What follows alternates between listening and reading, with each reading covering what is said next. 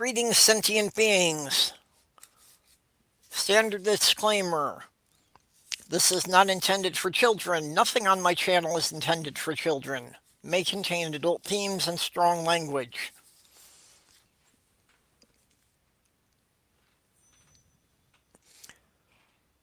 So, what's everybody up to today?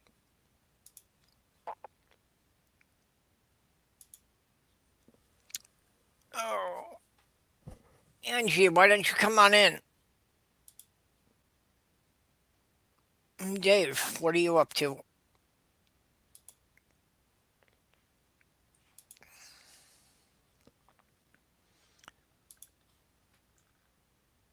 Yeah, I'm not good at doing these things solo. So, oh,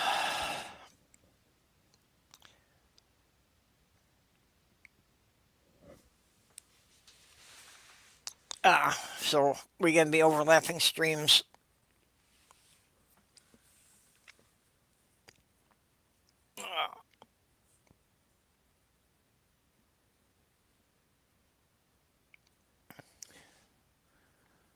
At this point, I'm just glad I made it on today. My computer's been getting flaky.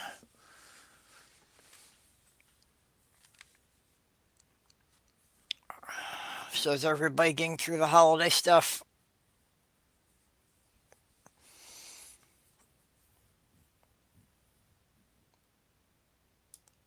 I'm already having the general overload with too many relatives and too many gatherings. But my family has decided they're going to be doing their actual Christmas get together on Sunday. So on Christmas Day, I actually don't have anything going on, so I will be doing the normal stream next week at this time. Um, I've talked to Diana, and it was mentioned by a few people about basically doing a marathon stream on Christmas Day. Basically, just everybody taking a 2 hour block and passing it from channel to channel. Just so, anyone who doesn't have something else going on Christmas Day, there will always be friends online to chat with.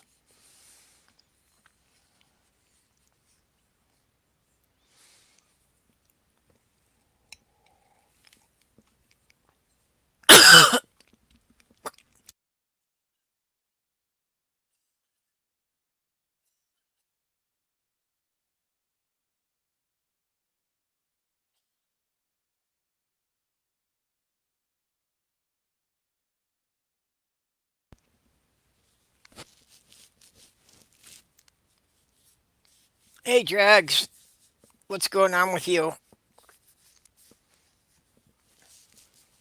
Anyone who's up for it, feel free to pop in here.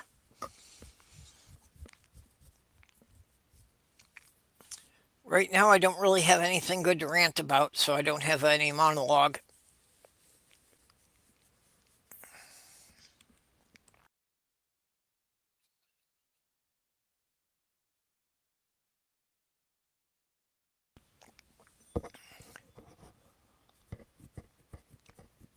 So, we'll be.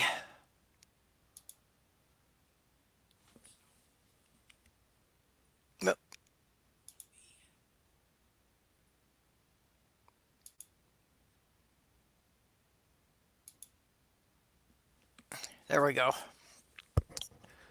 Sorry, getting my equipment to agree with things here. My computer's been increasingly flaky the last couple of weeks, which just coincidentally started the day after Windows decided to do another update. So I'm not quite sure what's happened, but I've got a feeling that among other things, when it did the update, it lost some of my drivers. Lately, it's been having this nice little thing of telling me that something has just been plugged in when it's something that has been plugged in all along.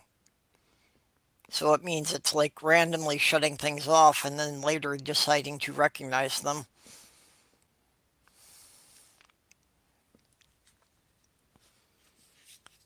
I really hate Windows. I wish I understood enough about computers to use something else, but since I don't understand enough about the software compatibility, I can't risk it. I've got to go with what's common.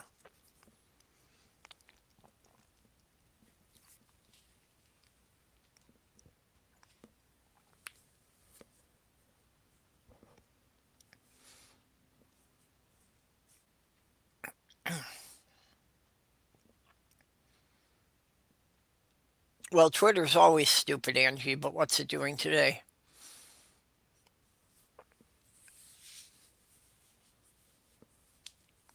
Yeah, but see, mine, it's not one particular port. It's literally, it can be any device at any time.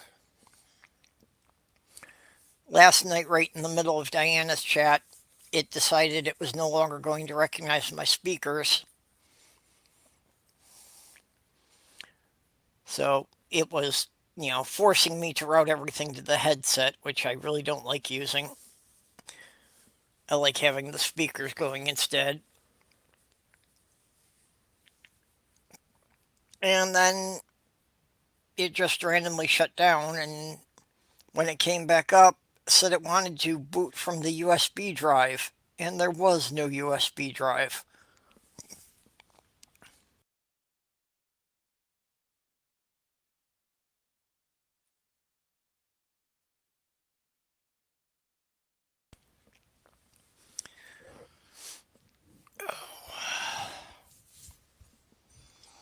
So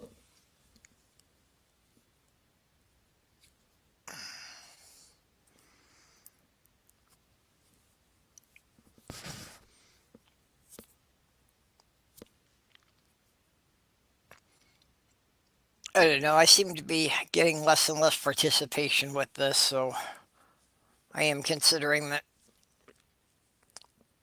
maybe I'll give up doing one of the live streams. Probably this one. Just doesn't seem to be getting a lot of interest from people lately.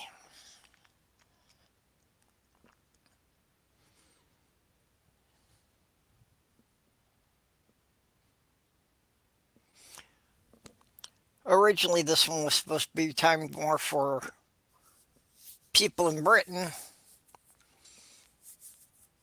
because they complained about me running the one at midnight, that wasn't a good time for them. So this should be when they're getting home from work and whatever, but don't seem to be getting any of those people coming in here anymore.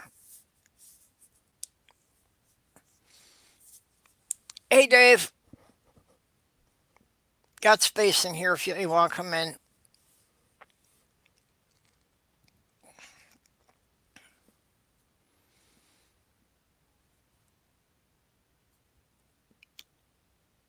Hi, Orla.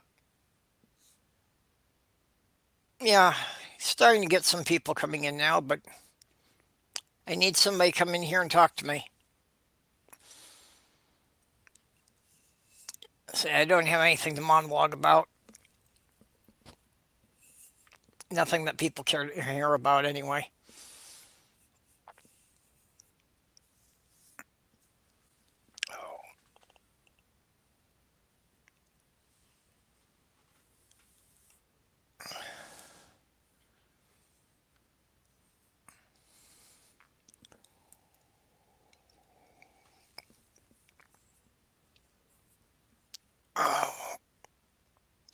So, what's everybody want for Christmas?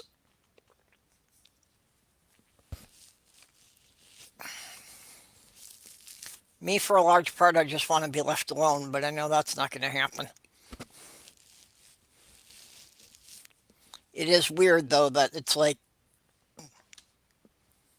have family gatherings all over the place, but nothing happening Christmas Day.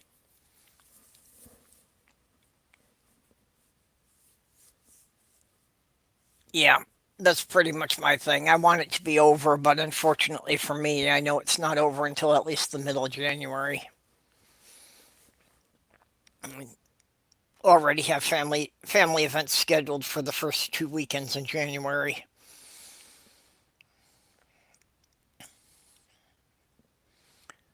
Yep. Hi, Hans. Yeah, for anybody who doesn't have something going Christmas Day, we're going to be running a chat marathon. So, um, yeah, I'll be doing it. Will be a Wednesday, so I'll be doing it at my regular time here. And basically, we're just going to have people taking 2 hour blocks and pass it from channel to channel. So, anytime you're at home, you'll be able to log in, and at least you can talk with friends, toast a drink together. Yeah, my real holiday is the winter solstice, which is on the 21st. That It's actually really the only holiday I actually observe, because it's the solstice and the equinox are the only things that aren't artificial. They're actually based on the sun's position relative to, or the Earth's position relative to the sun and the planet's tilt. So they just mark the changing of the seasons. And the winter solstice is the longest night of the year.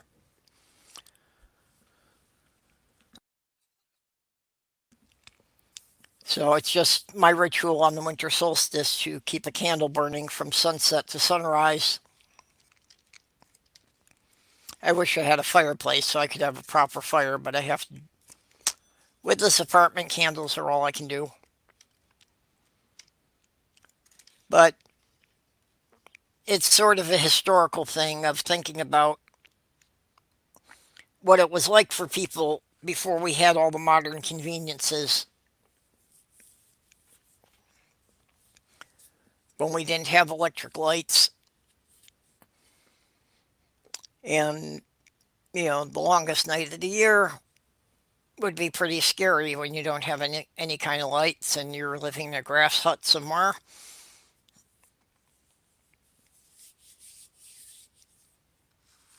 So,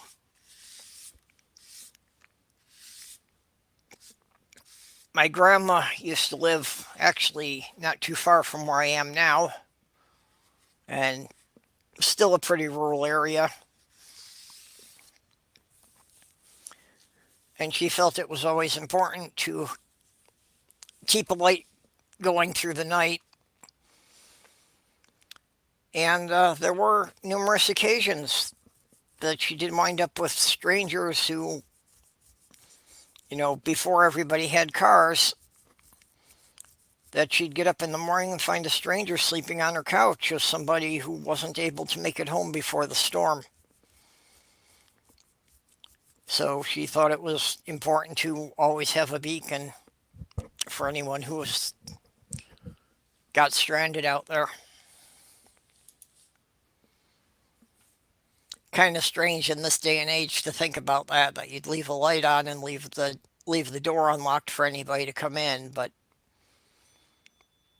that's, for her, that was a normal thing, and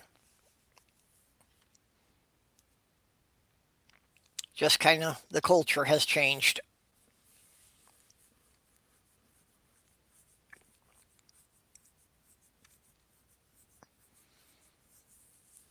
Yeah, as far as holiday ale, the only ale I really care for is ginger ale. But I've got whiskey stocked up, so.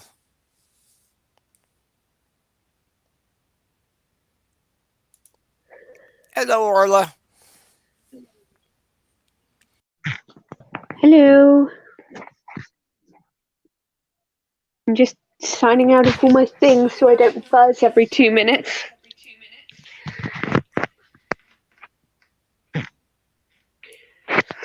Well, appreciate you coming in here to save my audience, so I'm not boring everybody to death rambling.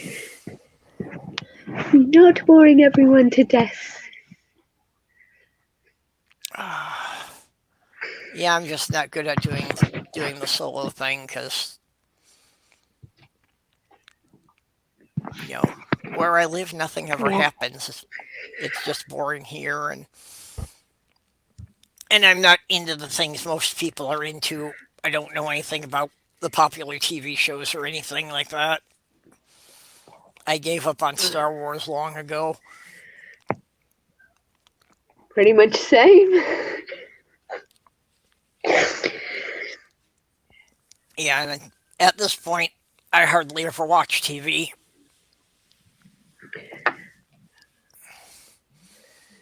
So you were going on about the travesty of Christmas and family and stuff like that. So Yep, yeah, yeah, it's just way too much of it because for me, the season, literally is like 3 months long. That at least every other weekend wind up having a family gathering, and wow. My mother tries to still get me to go around with the kids, and these days I just run out of excuses and say no, I'm not doing it. I'm just not. yep. Um, 6. Yeah, and where I am, the sunset to sunrise on the solstice will wind up being something like 14 or 15 hours,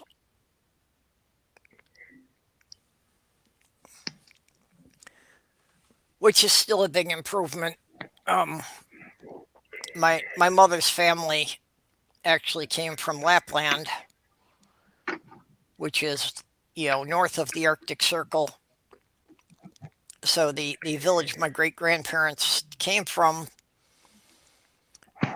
it literally was darkness for about 3 weeks that there wasn't a sunrise.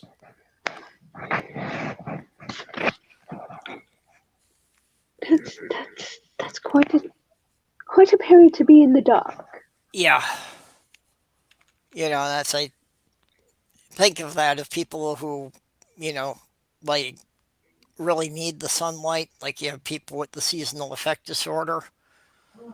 What that must do to you to literally go weeks without seeing the sun. I can't imagine it doing them any good. Yeah. Well, I can't think it does anyone any good, but actually a lot of the traditions, that are most popular with the holidays, a lot of that actually comes from Scandinavia. The the pine trees and the whole idea of decorating the trees. And as with most things that we do as kind of a ritual, they did at one time have a practical purpose.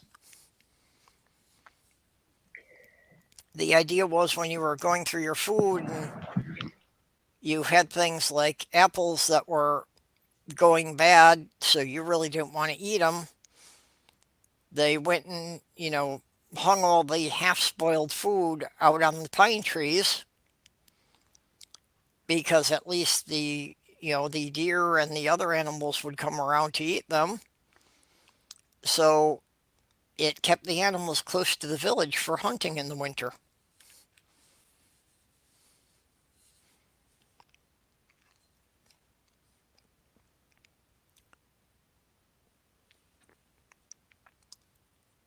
And, well,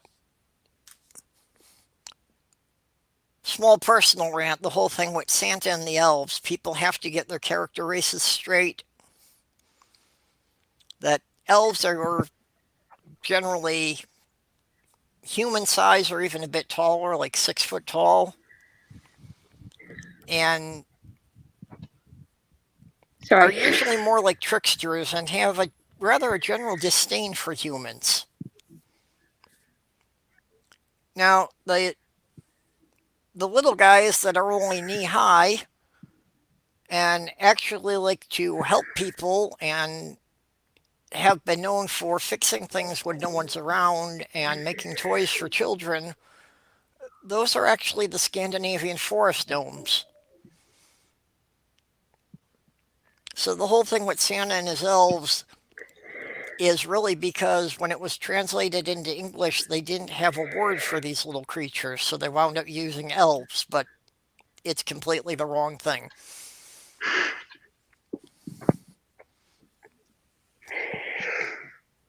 Well, the thing about Christmas is it's just for the kids these days, isn't it? An excuse Yeah, to give them lots and lots of presents to leave you alone for half an hour.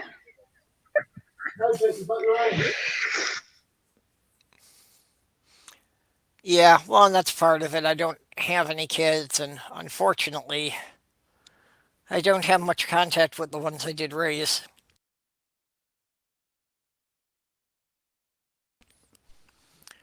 for assorted reasons because they were from assorted relationships. Hmm.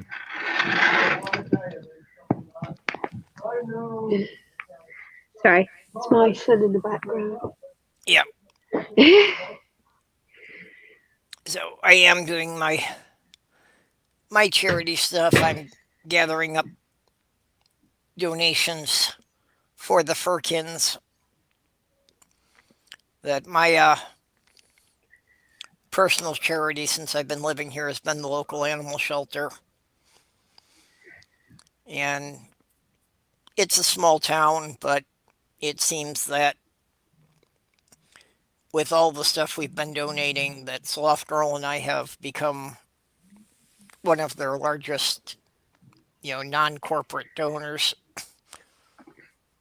That's Although even impressive. saying corporate around here seems strange because there aren't really any big companies. It's just there's basically five families that own everything in the county.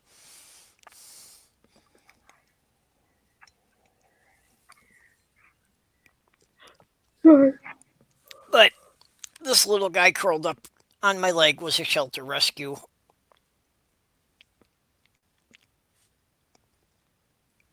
And unfortunately, this has pretty much become a retirement community. There really aren't any young people here because there aren't any opportunities for them. So it's like any of them who can manage some way to go off to college never come back. That's a shame. Yeah.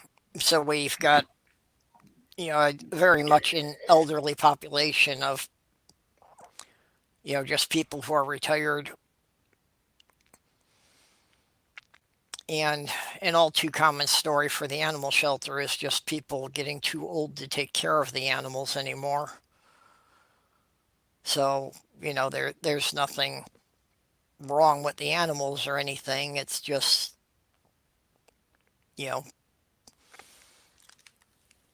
people can't handle just the daily things they need. So is there like a care service there?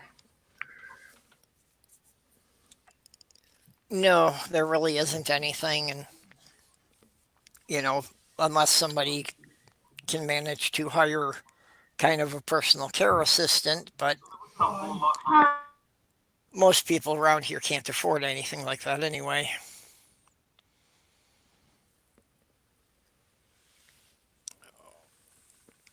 And I pretty much stick to donating supplies and making things for the animal shelter. I would like to donate my time there, but I know I would wind up getting attached to too many of them. And you It would can't be bring very them all difficult home. on me. What's that? And you can't bring them all home. No, unfortunately, my apartment building limits us to only one animal per apartment, which I think is kind of a bad policy. Yeah, because what if you have something like chicks? They need to be in pairs. Yeah, well, I think most animals, should at least be pairs, at least have one companion of their own type. I don't know about that because dogs seem to prefer the company of other humans unless they're hounds and then they prefer other dogs. Well, that kind of depends on the type of dog a lot and their personality, but Cats especially. Most cats like to have another cat around. I mean, that there are some. Again, their personality varies. There are some that just want to be alone. Problem is, if you're picking one up from a shelter, you don't know that. So, I think Sammy's son could actually kind of use a playmate, but at the same time, he's not at all assertive. So he winds up always getting bullied. So Sloth Girl's cat bullies him, but they manage. They do get along, and I try to. He goes over there with me to visit.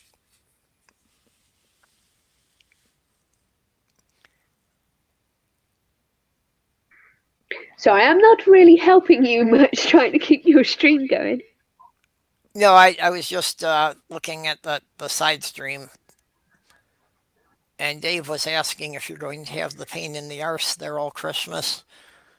Oh, I'm not sure which does one he's referring to. he probably means the ex? No, he's spending the time with his girlfriend. So I will be alone. Well, other than the kids, I mean.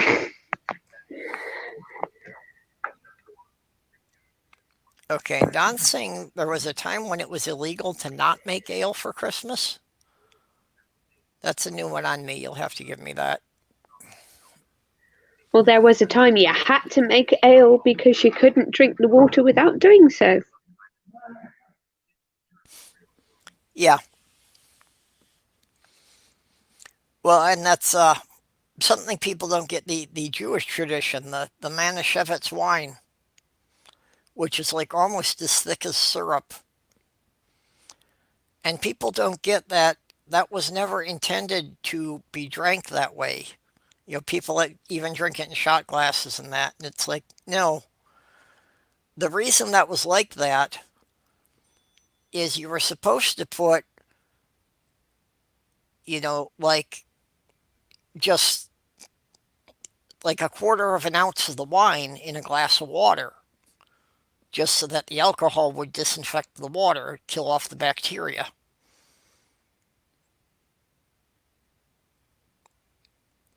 So again, people, they lose that these things once had a practical value.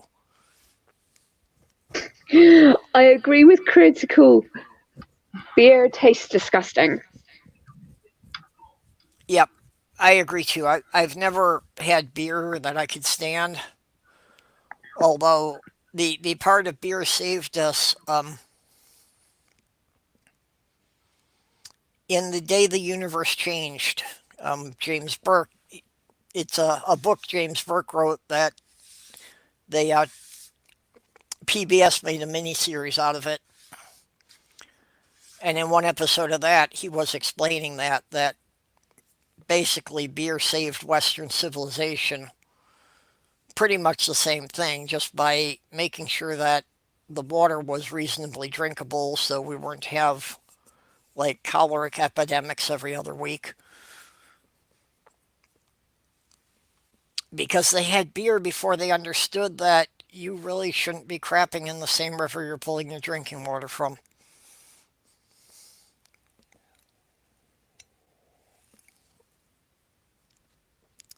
All the stuff that just seems common sense now, but yeah, at some point in history, people had to figure this out.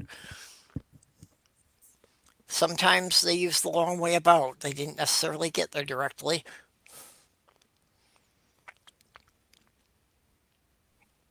Well, we kind of bought our advantage with a lot of death.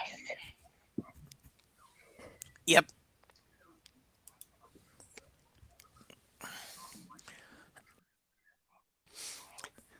And the animals helped out a lot too.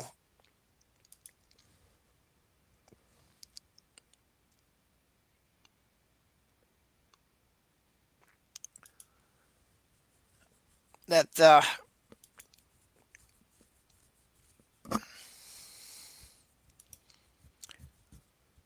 I haven't seen any like learned papers written on it or anything, but I don't think humans would have gotten to the position of becoming the dominant species without dogs because bigger brains require a lot more sleep. And I think until we had dogs to watch over us so that we could actually sleep several hours at a time, I don't think we really had the capacity to develop the intelligence to get any further than, stone knives and spears. Well, there's only so much you can find out by digging shit up, isn't there? Yeah, but, there is a clear record that long before humans developed agriculture, when they were still just, nomadic hunting tribes wandering around, that already they had dogs living with them.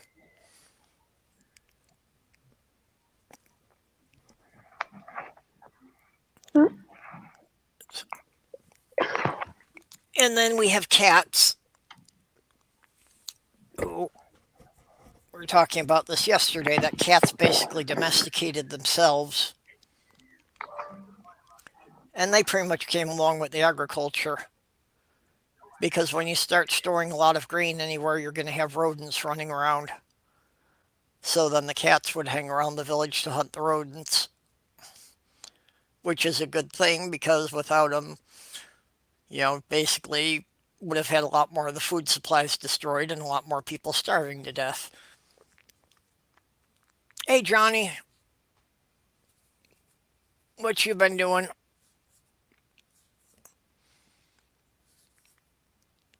I didn't catch your live stream when you ran it a couple of days ago, but I was watching the repeat of it.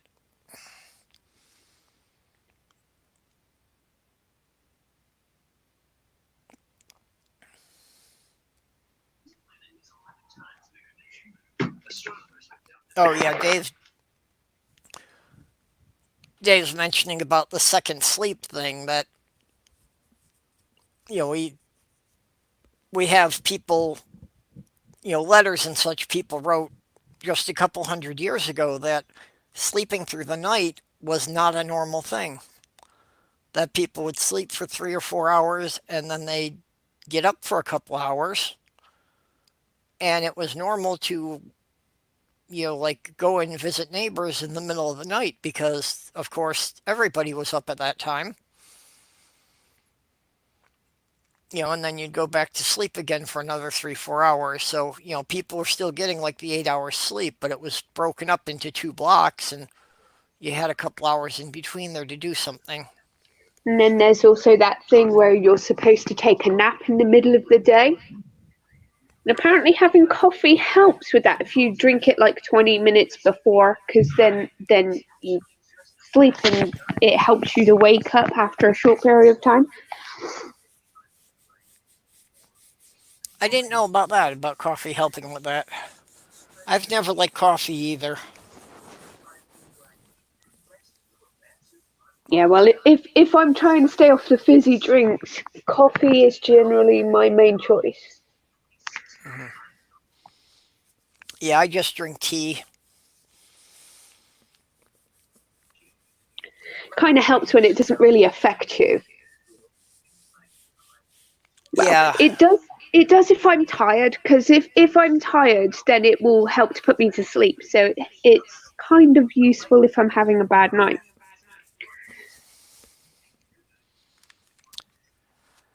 yeah, I'm still searching for anything that'll help me with that.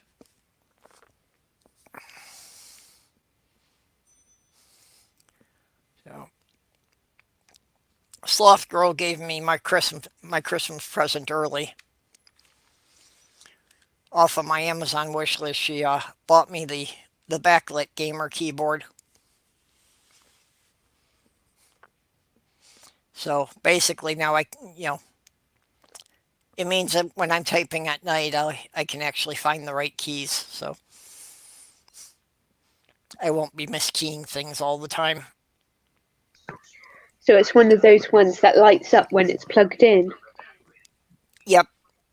Yeah, it's got LEDs underneath the keys, so all the spaces in between the keys, you've got lights coming up, and it's all nice rainbow colored. It's a graduated spectrum that starts with red on one end and goes to green on the other end, just in gradual shading.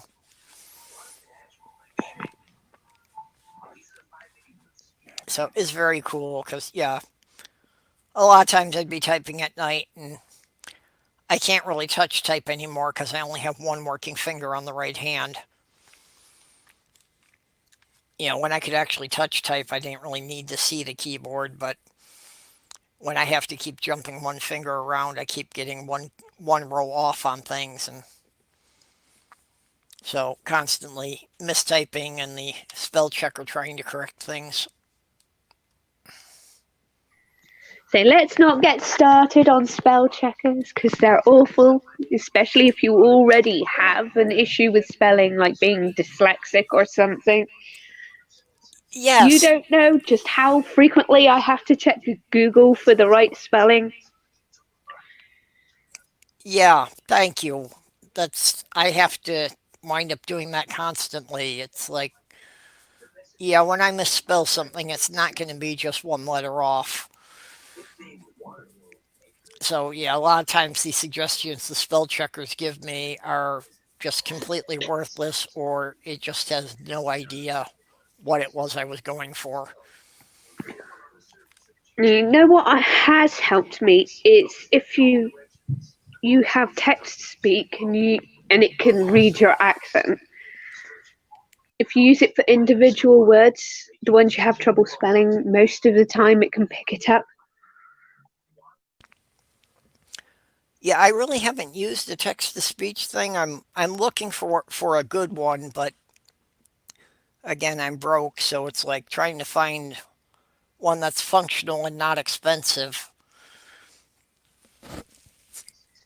Google Because has its own. yeah, because I'm thinking that would probably help me, and I'd get more of my writing done that way at this point. Just because, but the way my hands are, typing has gotten very slow.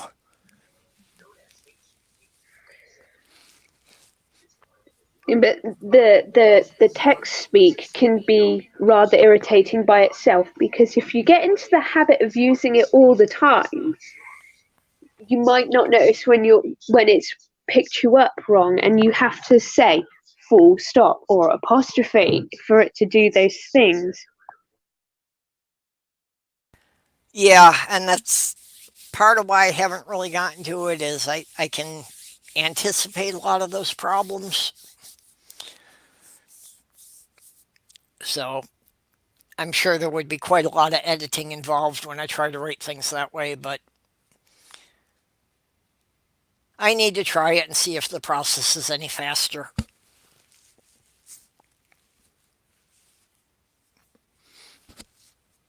Hey, Carl.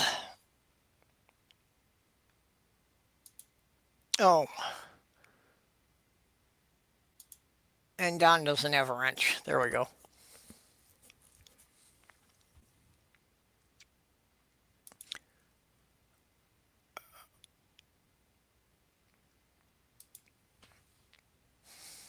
Yeah, Don, I got the article you sent me on Twitter, but I really can't get into reading it while I'm streaming here because then I won't be talking at all and we'll just have a lot of dead air. So, Carl, wonderful people, clearly you don't know who you're talking to.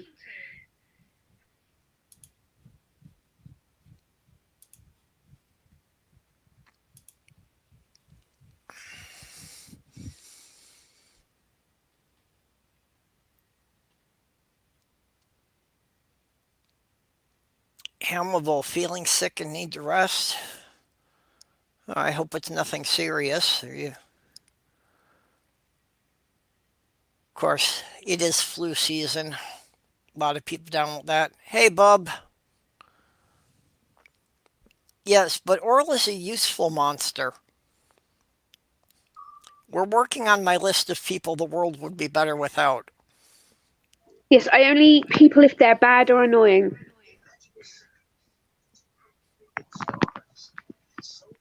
Although Well, there's you some could people turn I this wouldn't place even into a touch. ghost town that way.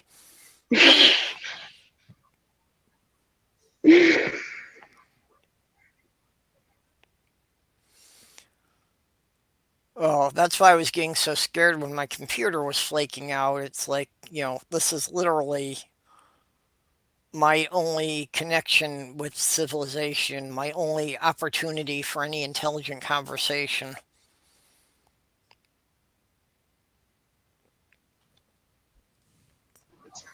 Do excuse me, I'm getting hollered at.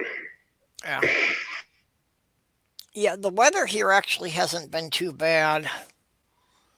I mean, of course, people are complaining about it, and I just keep saying, this is what you should expect for December. Having days that we get a foot of snow, it happens, and everybody keeps saying, oh, no, no, it shouldn't be like this. And it's like, just go look at the fucking weather records.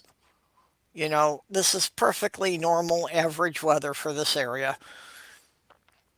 But people like to complain about the weather, so I thought that was supposed to be a British pastime. no, I think it's pretty much universal. And Bob, I am a people. I do not reserve the word people to just be Homo sapiens. Just any sentient beings qualify as people. That does leave a lot of my neighbors questionable, but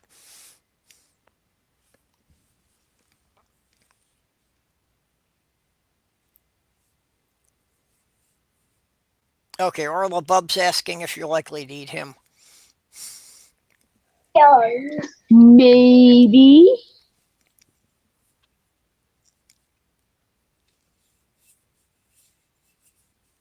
Yeah, there's a lot of monsters who masquerade as human, and for some reason we keep electing them to office.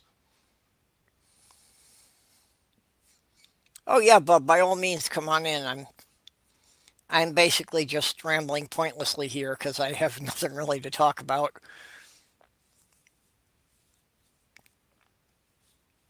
That's why I put the stream link in the group Twitters, hoping someone would come in.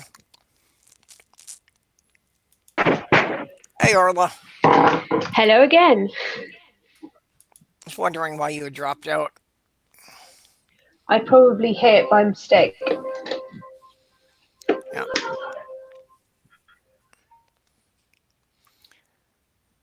Ah.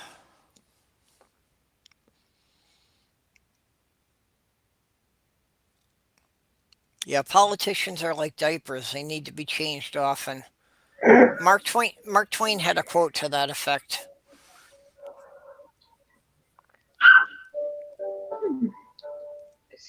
Sorry.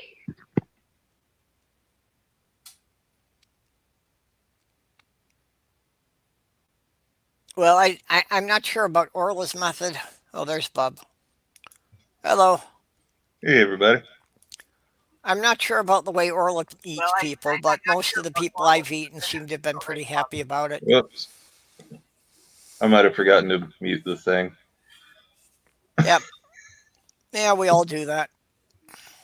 Yeah, in my defense, I just woke up in the last hour and haven't even started drinking my coffee yet. Yeah, well, that's for me, even starting the stream at noon. I have to make sure that I'm up in time to at least make a cup of tea before I have to get the computer set up for it. Uh, And I that's get one of that. the reasons why I really fucking hate daylight savings time. That now it gets dark at 4:30 and it's like, yeah, for me that only gives me a couple hours of daylight every day.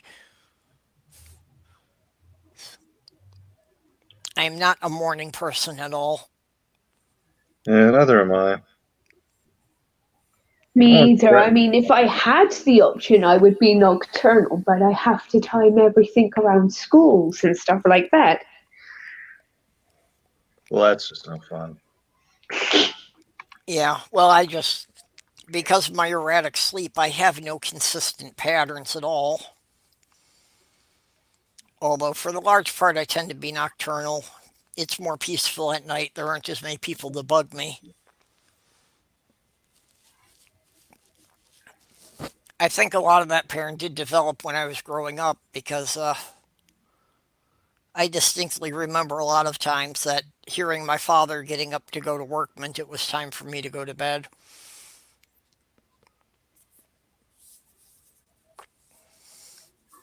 Yeah. I spent a lot of my life avoiding my family.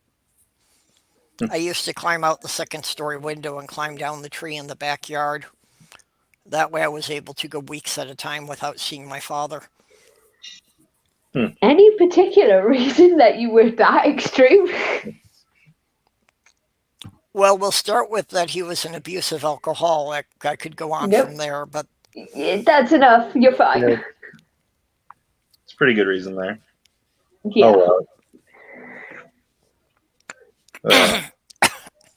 Carl Edwards says pre-coffee personing is a challenge.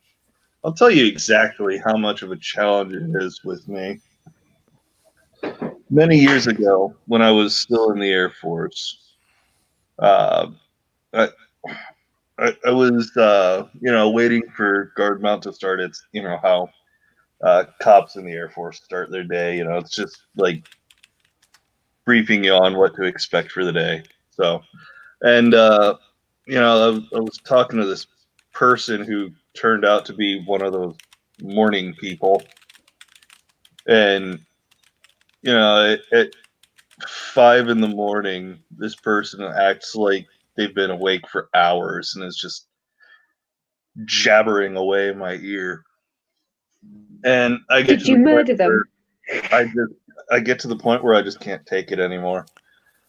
yeah, And that's I tell them that it's 5 in the morning. I haven't had my coffee yet, and I've already been given a gun. yep. In retrospect, it was a really bad idea to say, but nothing happened, so I don't care. Well, it's funny you should say that because for about 10 years I had a cartoon on my fridge that said morning people should be shot.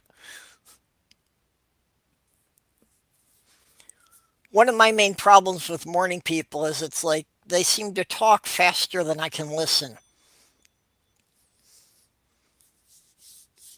I can't process language early in the morning.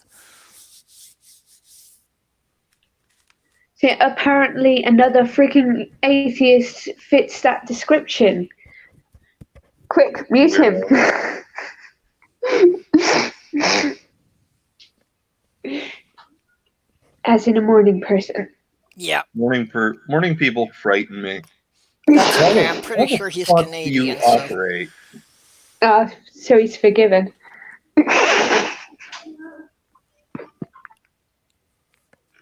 I mean, seriously, if ever there was some kind of evidence for witchcraft being real, it would be morning people.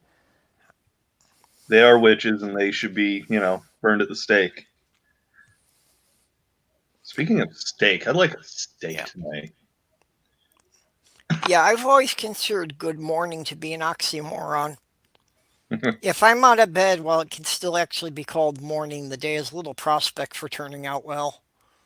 Yeah,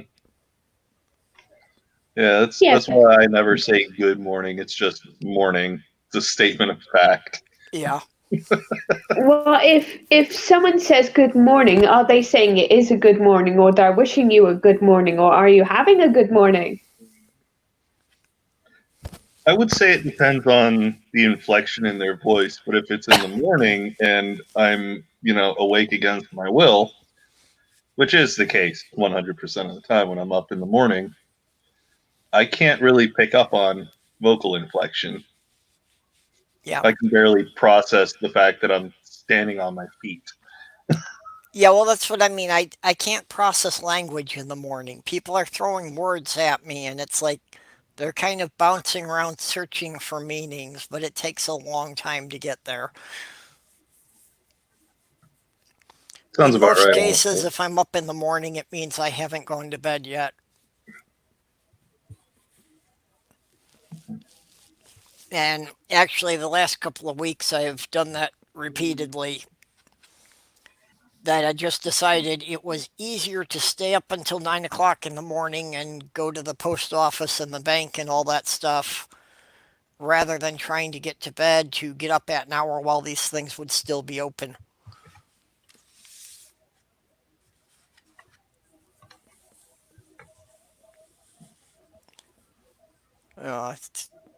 It's not uncommon for me to still be awake at sunrise and realize that, yeah, I should have gone to bed by now.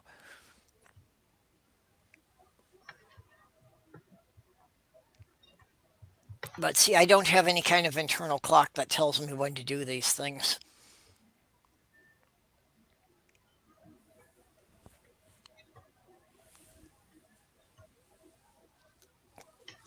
Oh, Apparently, Carl is a goody two shoes. This is not my experience of people named Carl, or should I say llamas named Carl. how many llamas have you known named Carl? Llamas with hats. It's a cartoon Oh, okay. on Yeah, I'm on aware YouTube. of it, but yeah, I don't know the characters or anything. Well, basically, Carl is um, The homicidal maniac llama. yeah. That's a nice way of putting it. Where you have the meat dragon made of orphans and crispy face and the blood canal. Was this by any chance made by the same people who made Charlie the Unicorn? I think so. Yes, it was. Okay. Uh, yeah, they're a special group then. Yeah, well, But it's also the same people who came up with Aqua Teen Hunger Force. I do love Aqua Teen Hunger Force. Old Aqua Teen Hunger Force, I should say. The new shit. Oh, did Like they do a after, reboot of it? I haven't seen the reboot. I don't care to. I didn't even know they had done a new one. Yeah, Yep. old Aqua Teen was great. Yeah, I liked the old one.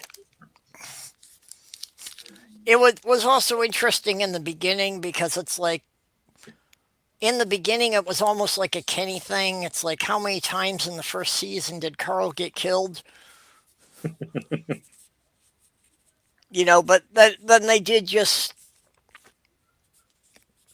in one episode it was almost a throwaway note. It's like they didn't even think it was worth mentioning that it just came up that Frylock had a cloning machine, so apparently every time Carl had died, he just made a new one.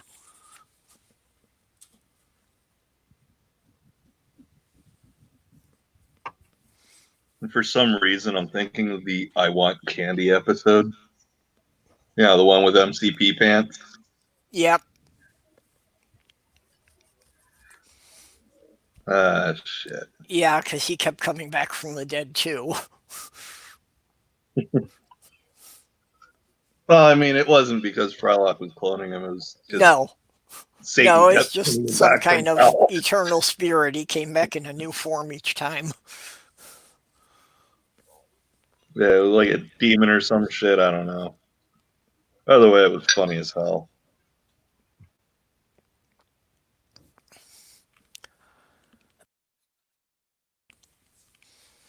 Yeah, Sloth Girl's got kind of a fixation on llamas, but a lot of that just stems from, she does a lot of knitting and crocheting, so she just, the yarn.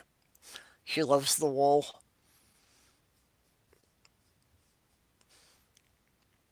And llamas are cute, but yeah, they're miniature camels, and I guess llamas are okay. I guess it's alpacas that kind of have a bad temperament.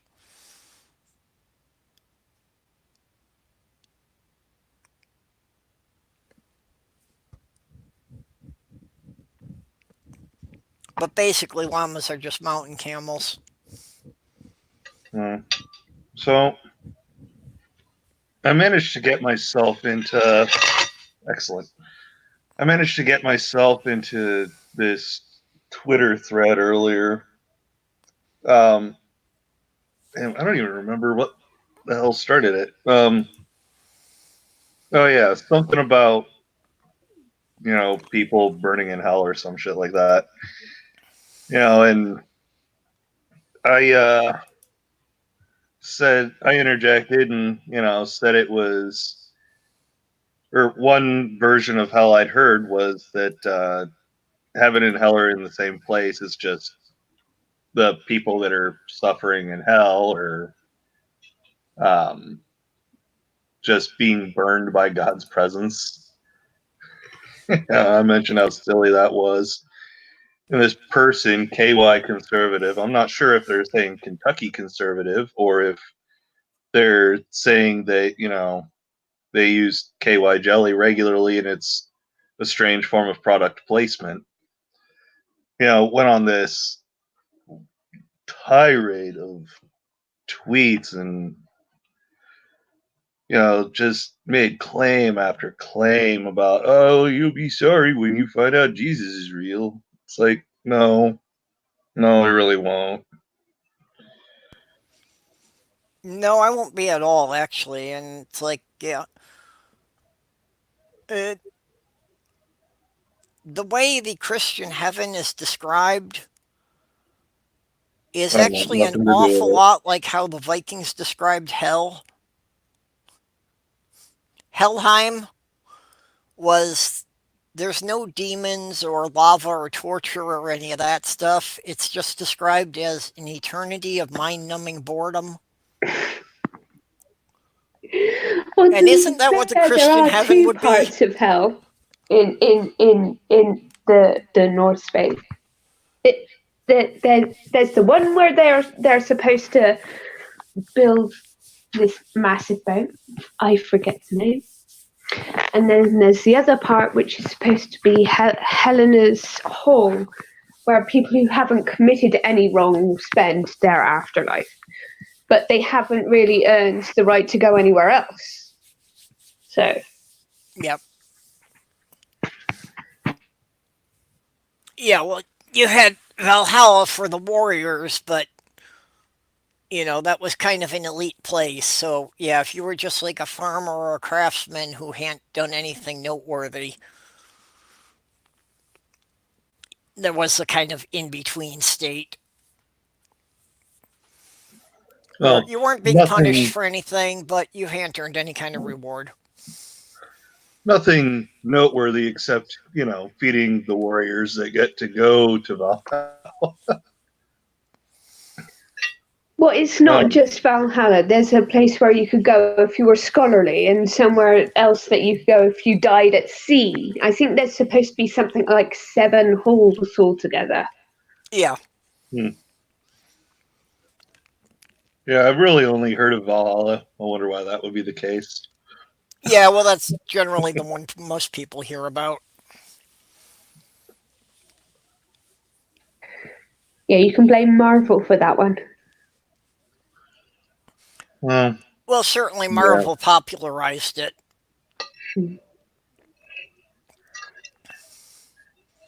Although I did kind of like the way Marvel had handled it in the comic books, was that if they were going to have pantheons of gods, they saw no reason why there should be only one. So it's like Thor was the one you heard about the most, but they also had some of the other pantheons coexisting with it. So you had the Greek gods, and there actually was. I don't think Hercules ever had his own comic, but he showed up repeatedly in other ones. So there was a story arc that was a team up between Thor and Hercules.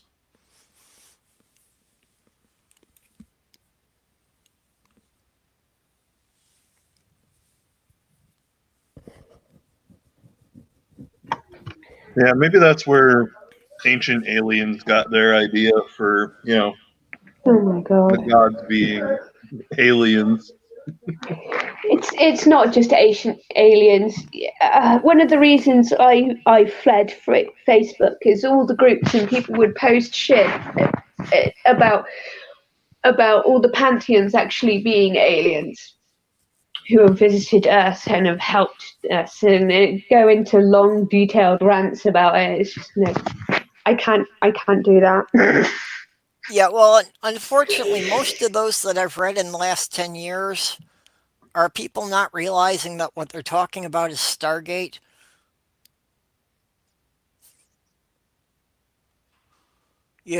Most of the things about aliens being gods now is taken almost verbatim from episodes of Stargate. I loved that show. Oh, Pisses me yeah, off it that was a they never great show, actually but finished people it. need to realize this was fiction. For the continuity of the show, it was a great way to explain the different alien races. It was a fantastic way to do it. Just yeah. When it comes to Stargate, I much preferred the film over the series. Well, I liked it because it was one of the few series that actually was a continuation of the film without screwing the film up in the process. They didn't create a bunch of continuity errors. And for me, for fiction, that's one of the biggest things I have problems with is if they can't maintain internal continuity. That's something that'll put me off of shows real quick. I'll just give up and stop watching them if the internal consistencies or if they don't maintain their own logic. Like if they have a magic system or a technology and they go violating their own rules. Yeah. And anytime they did violate continuity in Stargate, they could just be like, well, I mean, they've time traveled like 5 times by now, so Yeah. they had a perfect out, at least. Yeah, they had ways of patching it up. Hmm. Oh. The time travel does seem to be an important trope in sci-fi films and series. Yeah, but it's also a very difficult one to handle. I've got a novel on the shelf that deals with a group of time travelers, and you run into a lot of problems, and that's kind of why I've shelved it for a couple of years because it's like, yeah, well, yeah, among anything else, you always run into that problem that, well, if they could time travel, how did they get into this mess? Why didn't they go back and fix it beforehand? See, there's Do this you? YouTube Sorry. channel I came across called Overly Sarcastic Productions.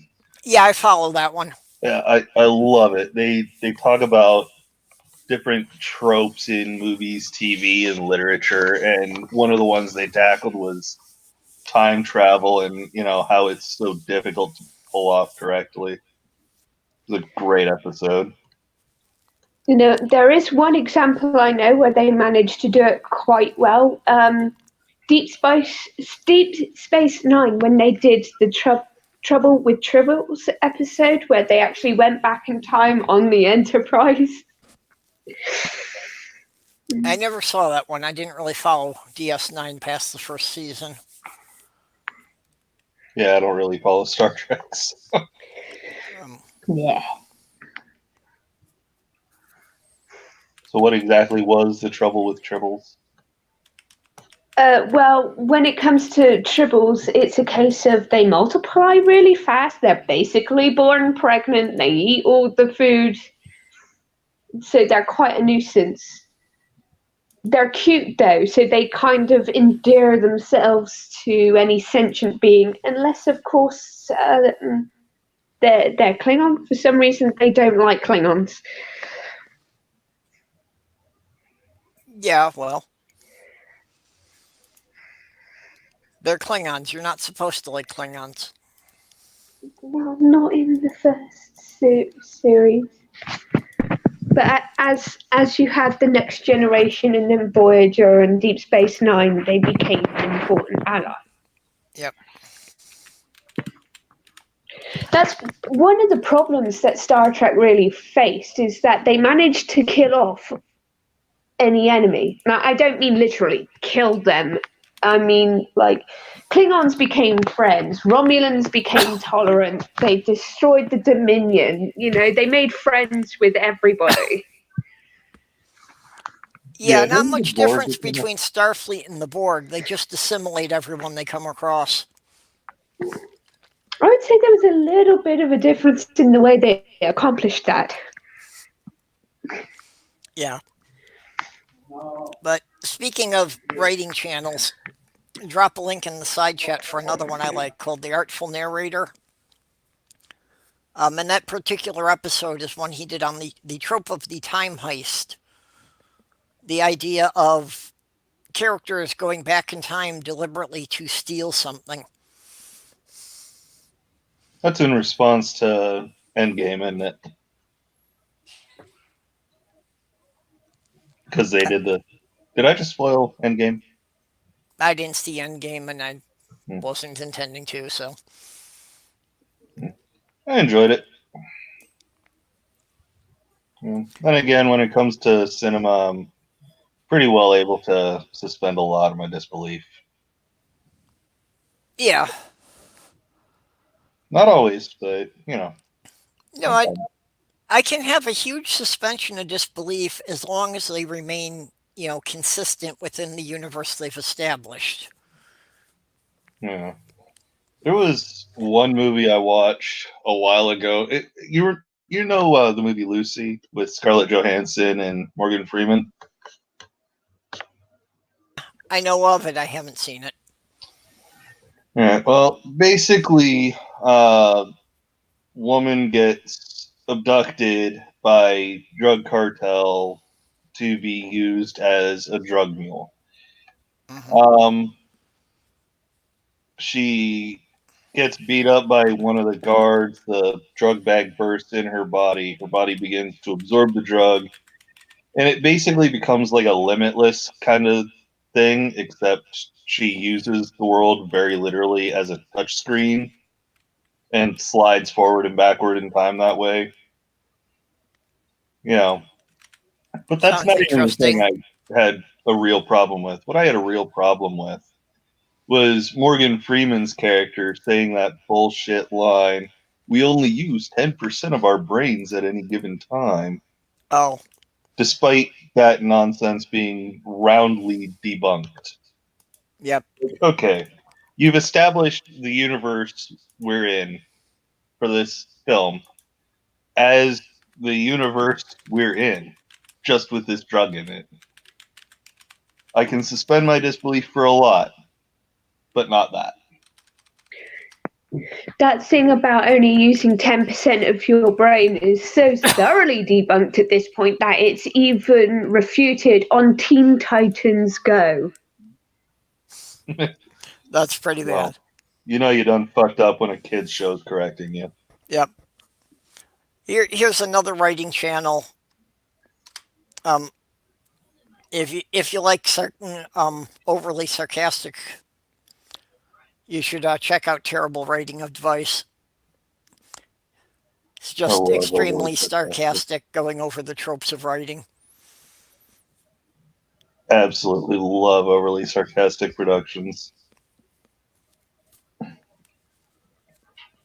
mean, the way the female narrator ends all of her videos, she's just like, "So yeah." Yep. I don't know why I enjoy that as much as I do, but I do. No, I agree with you. It's a fun channel to watch. You can actually learn something, but at the same time, you don't have to take it seriously. Yeah. I think they recently did a video about kaiju movies. Yeah, just like last week. Yeah. If you're not into kaiju, you're wrong. Well, yeah, I'm just gonna throw that out there. yeah, Say that your subjective taste in film is objectively wrong, because that's how it works, right? yeah. You know, yeah, there's no nuance for that one. I mean, yeah, actually, that was one of my finds at Walmart a couple of months ago. Was kind of in one of the bargain bins of movies. They had a collection of like 50 of the classic kaiju movies. You know, back from the like from the 60s. Hmm. Basically, all of the stuff that had become public domain, so they didn't have to pay licensing fees on it. Well, you know, the first Godzilla movie was actually a critique on uh, America's use of the bomb, right? Yeah, Yeah, yeah, that, you except know, they it, had it to was do the it in fear a about what the nuclear weapons would do to the environment. yeah, they had to do it in a roundabout way though, because we were censoring them. We made it illegal for them to, give any critique of our use of the bomb. Yeah, So they had to figure out a way to do that. So they created this giant monster that, represented everything, every concern they had about the bomb. yeah, well, and, something that was going to destroy cities and was completely unstoppable by anything the military had. Mm-hmm. Yeah. Okay, what is a Oh, film that you like that everybody else hates? For me, it would have to be the Mario Brothers movie because I actually like that, but apparently oh, that's a that was sin. such a portion. Oh my God. Oh, Orla, I had Um, respect for you before just now. Shove it.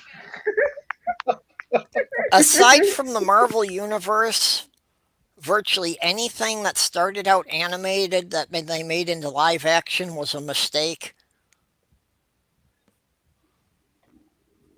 That's just pretty much a blanket rule. There may be a few exceptions, but very few. The question is, what's a movie everyone hates that you like? Not you Yeah. did it in reverse. Yeah. Um, for me, it's more like a lot of movies I like that nobody else has ever heard of. I liked The Last Unicorn. Anybody familiar with that? I am familiar with the title. I remember a couple of shots from it, but it's been a very long time since since since I watched it. Yeah, well, again, it's one of those movies where I found a character I could really identify with in Smendrick the Magician. And just a bit of the dialogue I remember that after he turns the unicorn into a human girl, and the other woman that's with him, it is saying that you've destroyed her, you've made her mortal. And he said, the magic chose the form, not me. I'm a conduit, I'm a vessel, and you're an idiot. So it's just this like he clearly has a lot of magical ability, but really has no real control over it.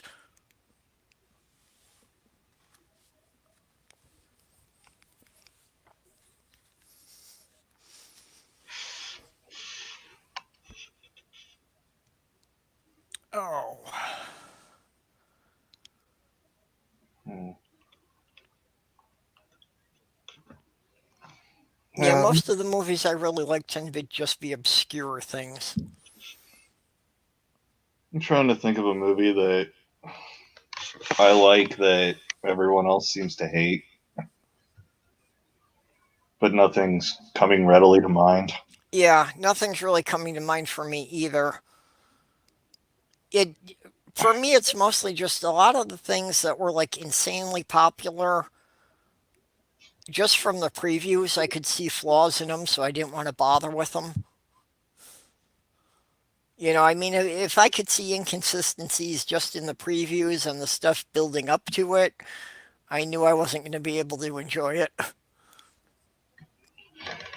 I mean, I've got some movies that like nobody's ever heard of that I like, but Yeah, you know, I think that but if people gave them a chance, they'd actually enjoy them. yeah, Movies like The Man from Earth, about a 14,000-year-old caveman who makes it to the 21st century. okay, I haven't heard of that one. Yeah. Well, I mean, I don't know what the budget was for the first one, but it was so low that somehow they got Wilford Brimley in the movie. Hang on, let me bring up the IMDb because I want to know the cast because I seem to recall a couple people they shouldn't have been able to afford in the cast.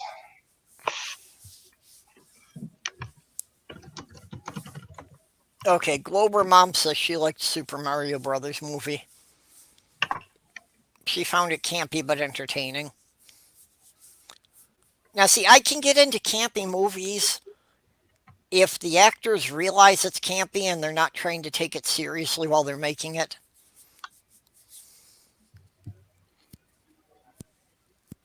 The worst thing is that if you have a movie that the script is so bad it's campy and the actors are trying to play it straight.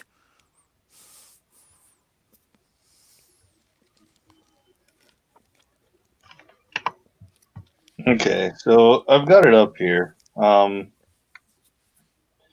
The actors that I don't think they should have been able to afford are like John Billingsley, Ellen Crawford. I'm pretty sure Wilford Brimley was in it. Hang on, let me. Hmm. Maybe Yeah, it that is wasn't. weird if it was that low a budget that they've actually got No, recognizable names. no, it wasn't Wilford Brimley. It was Richard uh, Rayful. But I'm sure if you looked at a picture of the guy, you'd recognize him. Yeah. Oh yeah, yeah. He was one of the interviewers that was firing people in Office Space, Hmm. or Richard Ryle. I had a thing on my screen. Yeah, and once in a while you come across a really truly bad movie that's got a fairly well-known actor and you start wondering it's like, okay, what did they have to blackmail you with to make you do this?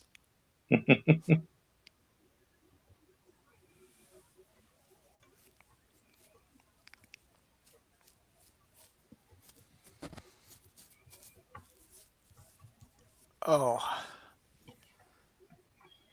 Yeah. It's got Alexis Thorpe in it, and she was in American Wedding, which was the weakest of that franchise. But yeah, like for having no budget, they had a decent cast, but like they spent all of their money on the cast, so pretty much the entire movie takes place in one room of someone's house. Like the movie is pure storytelling. There's no action or anything like that.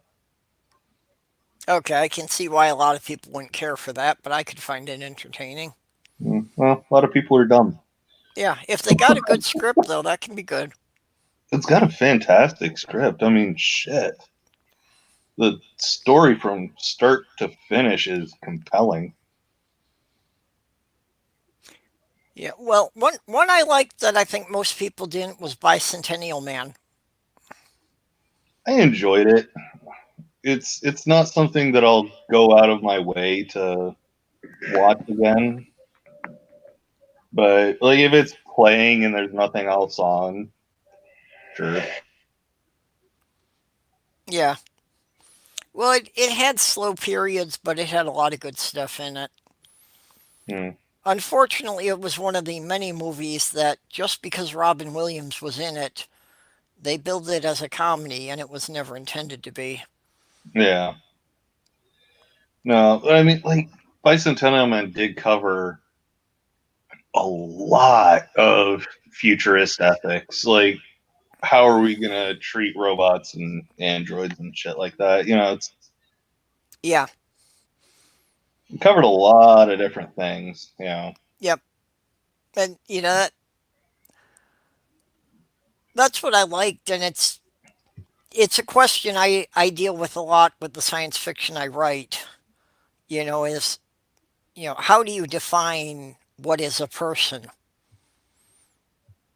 That if we run into other aliens who have comparable intelligence, or if we have AI or whatever, what makes someone a person, and what makes them. Orla, what is that picture? Well then, What makes somebody worth having the same rights as you have? is it just me, or does Orla's picture look kind of like Randolph Richardson? Yeah, it's kind of small. I can't tell, but yeah, the general head shape at least. He's supposed to be saying fascinating. Ah, Yeah, it's making me feel a little uneasy. And isn't that Orla's job to make everybody uneasy? Do you yeah, prefer the basically, eyes? that's that's the majority of her purpose that I've seen so far. Hmm. But I gotta start getting ready for work, so I gotta go. But it's been good chatting with Okay. you Well, guys. thanks for coming in. Yeah, I'll catch you Always around. like having you here. You don't even have to ask.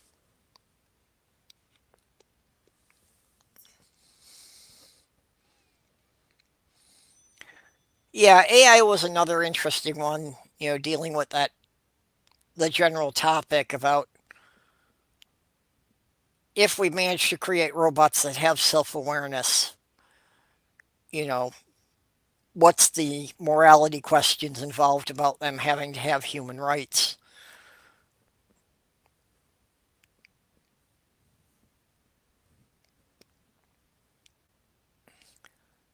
It was basically my first manuscript for a novel I wrote.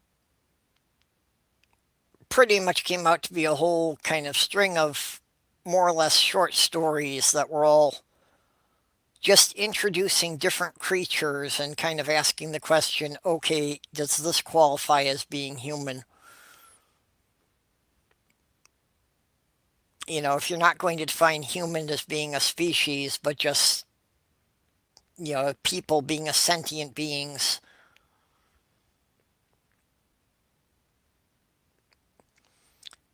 And yeah, at this point, I definitely think we're going to run into that question with computers long before we actually encounter any aliens from other worlds.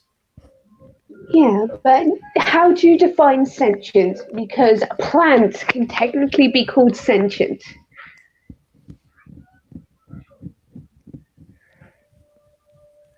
Yeah,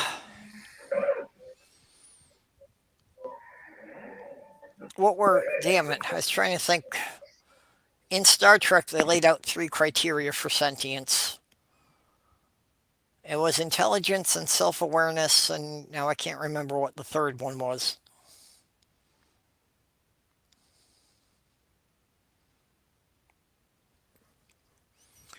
It'll come to me eventually.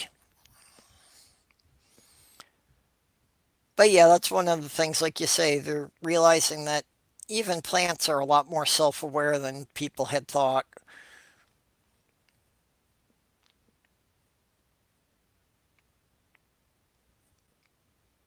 Yeah, Glover Mound, that's what I was thinking of, was Data's trial. What were the three criteria that they had laid out?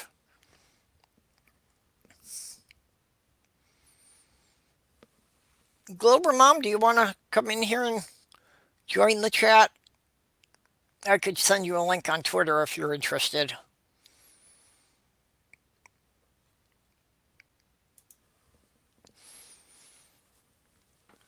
And then on the other hand,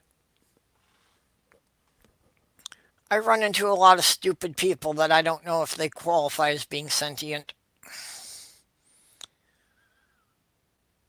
Well, because again, it's like you define sentience by certain criteria, and then you have to go on to define each of the criteria. Hey, Dave. Hello. Like, how do you really define self awareness? Well, this is the problem. I think you've got computers that are technically self-aware now. Oh, would you say so? I didn't think we quite had reached that. Well, again, you've got the issue as to what exactly you define as self-awareness. Do you declare the fact that the computer knows whether or not it's switched on? Yeah. Right, so you've got this problem. What level of self-awareness is required for you to say that it's aware? But I don't think you just need to consider if it's aware because and then you have different levels of artificial intelligence. Right now, it's supposed to be comparable to humans. It's only when it gets above our level of intelligence where it can delete its own programming and fix itself, then they need to consider, like, have we gone too far, or do we need to grant them their own rights, or It's never going to be like that. Not that say never is wrong. Within the context of the technology we have got, it is never going to be like that. But that's not to say. Yes, but the more we develop, the faster we develop. So saying that never, as in like extremely unlikely in our understanding at the moment, it could happen sooner than you would think because the rate with which we develop just speeds up as we go along. The problem you've got. I can't articulate it very well. The problem you've got at the moment, the people get confused about AI, is that you can't separate it from the hardware. Our brains are our hardware. Yeah, but do you really need to consider that when it comes to AI? Because if they've got internet access, they can pretty much download themselves anywhere they freaking want to be able to do that. I think that's what he's meaning is that AI, could a program be sentient that's completely independent of the hardware? The point is, what makes it different from right now? You've got a sensor around your eye that decides whether or not your eye is too dry. And when it gets too dry, it tells the brain, and the brain automatically, there's a little program that's running in your brain, says blink. That hits no conscious mind, no intelligence. Yeah. Okay? Every part of that is now available, and most of your brain runs like that. You've only got this little bit at the side that we tend to think of as the big bit, which is consciousness, which gets thrown the scraps that we're not quite sure how to process.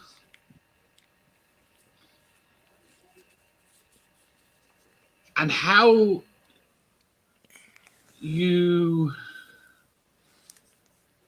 problem seems to be that I've tried to write AIs since I was about 7.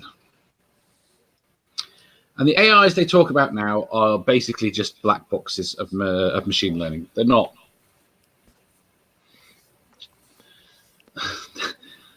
Yeah, well, I've heard them referred to as being expert systems. That they're not actually artificial intelligence. They're just, good at assimilating data on one particular subject. Yes, and I mean the problem I came down to be quite honest, if you're trying to conceptualize it, it needs, I think, for it to have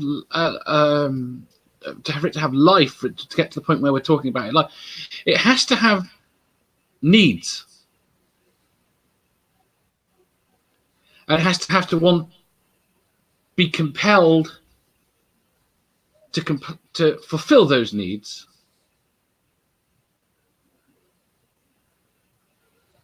and I don't see how you can do it in a non-artificial way separate from the hardware. Yeah. Because you could turn around and say electricity is the need. Yeah. And then tell it, well, how do you get electricity? Well, the two most basic instincts of any life form are self-preservation and reproduction. You know, being aware of what you need to keep yourself alive and then trying to reproduce. I wouldn't say that they were inherent. I would say they are evolved traits, because the ones that didn't do them died. Yeah. No, I'm just saying that those are the most basic instincts. Like I said, but yeah, okay, fair enough. What happens to those instincts when you're immortal?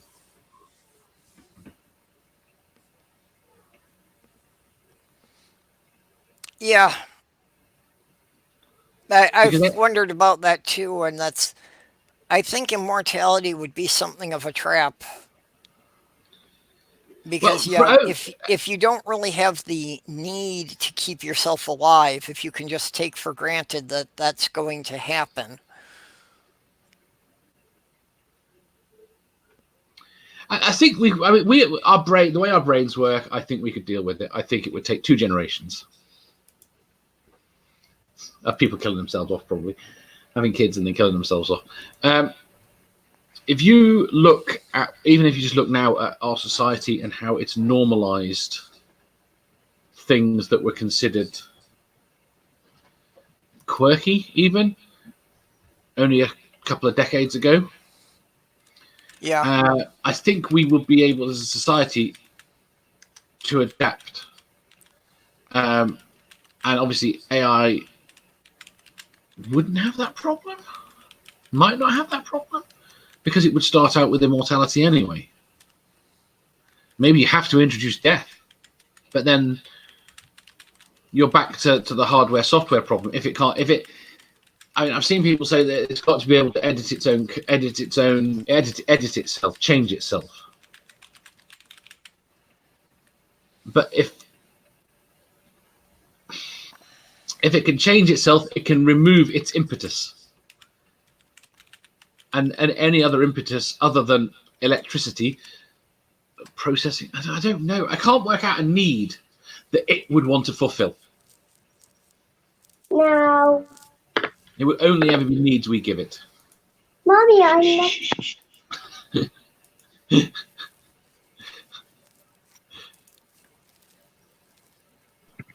Sorry, that's my fault. I'm trying to sort out her Christmas cards at the same time being on the phone.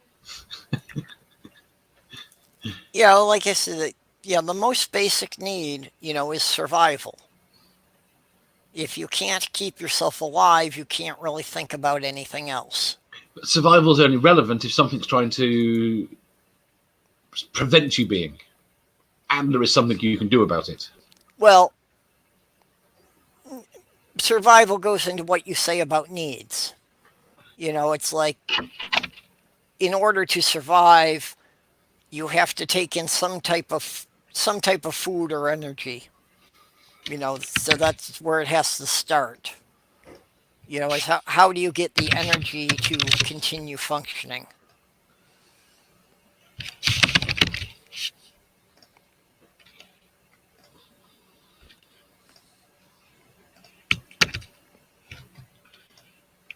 So yeah, with a computer, that they're still totally dependent on people providing them with electricity.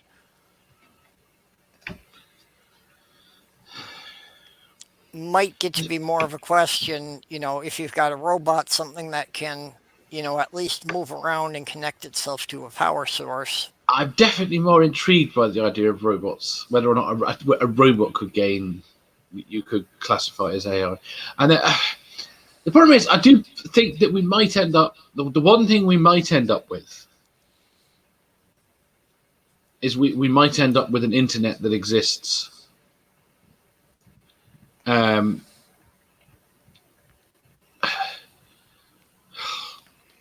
like it's portrayed in the films,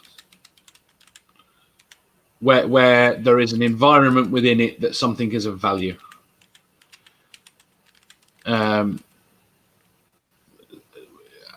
They talk about it in a lot of the older films in terms of processing time. If processing time has a value, and then there can be competition, and then you've got an ecosystem for evolution. Yeah. But I don't know. How did we get onto AI?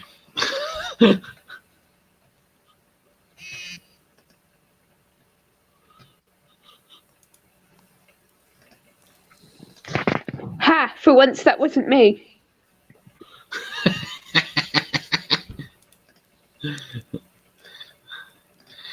So good demons be said to be self-aware.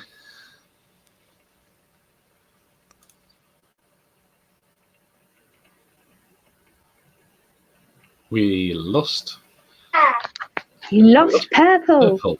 What happens when you lose the host? Well, we can still chat, but you know. Oh, the stream ended. Yeah. No, it's still live. Is it just to me an error occurred?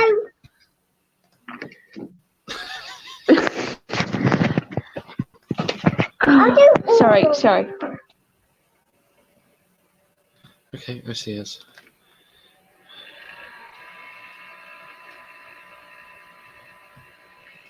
Yeah, I suppose she'll be back in a moment.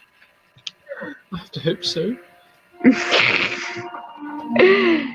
Uh, I've got to walk the dog in 10 minutes. So otherwise you're going to have to start singing and dancing. fuck no. Hello. Hello, where'd you Can you go? hear me?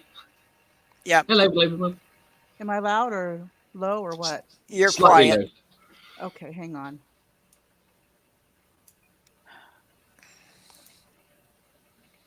Yeah, it's one of the problems I have with Tourette's. My fingers twitch.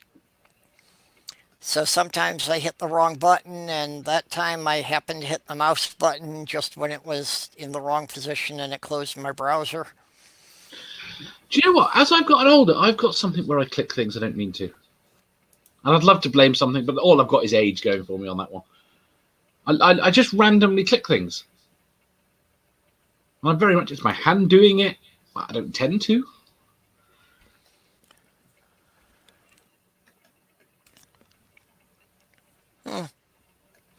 I don't know. I hadn't thought of it as, being an age-related problem, but yeah, for me, it's something that's. My son was just telling me that one of his friends in school has consistently asked him to stop Rick-rolling him. Rick-rolling him? Well, where it's when you trick people into singing that song. Never gonna let you down. Oh, there's Oh. envelope.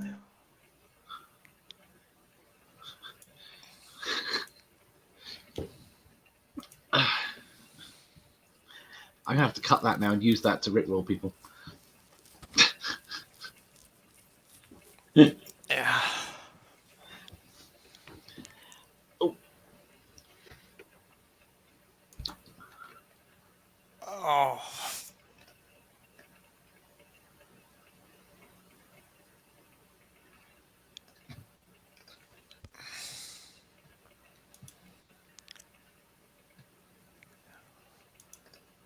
Yeah, I think that, the actual problem as far as AI develops, is going to be an issue that, to be considered a life form, I think it does need that sense of self-preservation. Mm. So, the whole thing about the robot revolution scenarios and that, it's like I don't see that happening on a grand scale, but I see that developing as being a problem that at some point we're going to have to acknowledge these things and that we're going to have to acknowledge that they have certain rights in society. Oh no, I don't think it's going to be a problem because they've become self-aware. I think it's going to be a problem because they do what we tell them.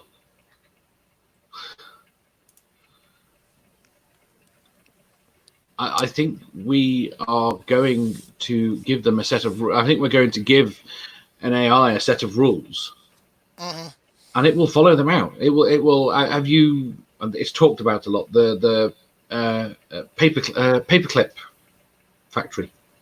Yeah. And you tell it to make paper clips, and it does whatever is necessary, and that includes destroying the planet to make paper clips out of it. Yep. And that is, I think, is a much more realistic threat than something becoming self-aware. I mean, they're already now that they've. Last week there was reports, although I don't know how much hyperbole was in the report. Turkey.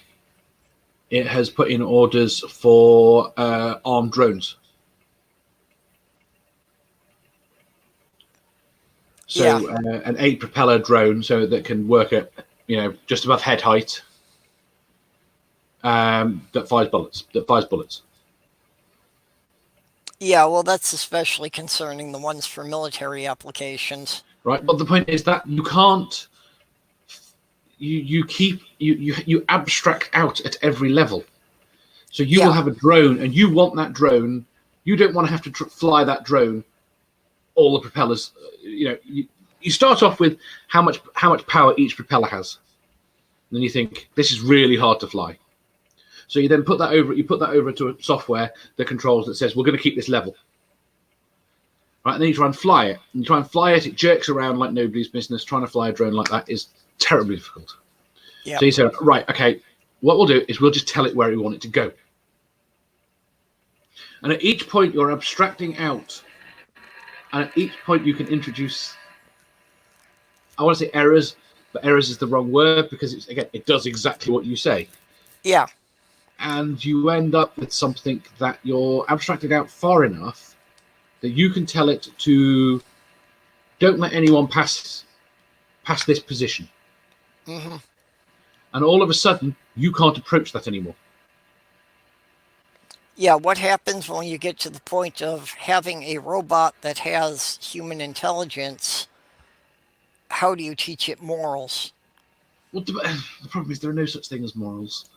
Yeah, well, that's the thing, that we can't even really define that, but, somehow that has to be worked into the software. Well, no, it doesn't, because the point, well, hopefully it doesn't, because you don't have, you don't want it, if you've got to rely on morals, the concept of morals, then you have failed. Because everything has to be black and white. Yeah, but, like you were saying, that if you give it an assignment and it decides that the way to achieve this goal you've given it involves killing people. How do you get it to understand that, no, you've got to achieve this in non-violent ways?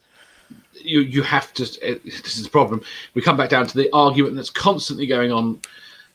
You come back down to definitions, and the definitions have to be crystal clear. Yeah. You can't use a word like violence. You can't use a word, you can't even use a word like kill. Yeah. Because it's not a meaningful definition that something. I've got to assume at the back end of everything you're going to be using machine learning. And there's something really weird that I don't understand, that people don't seem to understand with machine learning, that you don't want to run it all the time. Again, our brains don't. Our brains are dumb for most of what they do. They have these clever bits that work out how to handle things automatically. and that's your machine learning, the clever bits that work out how to handle things. But once you've got a set of results from your machine learning, that's then run on its own. Yeah. But lots of companies that don't seem to understand that seem to be developing things that are trying to run machine learning constantly.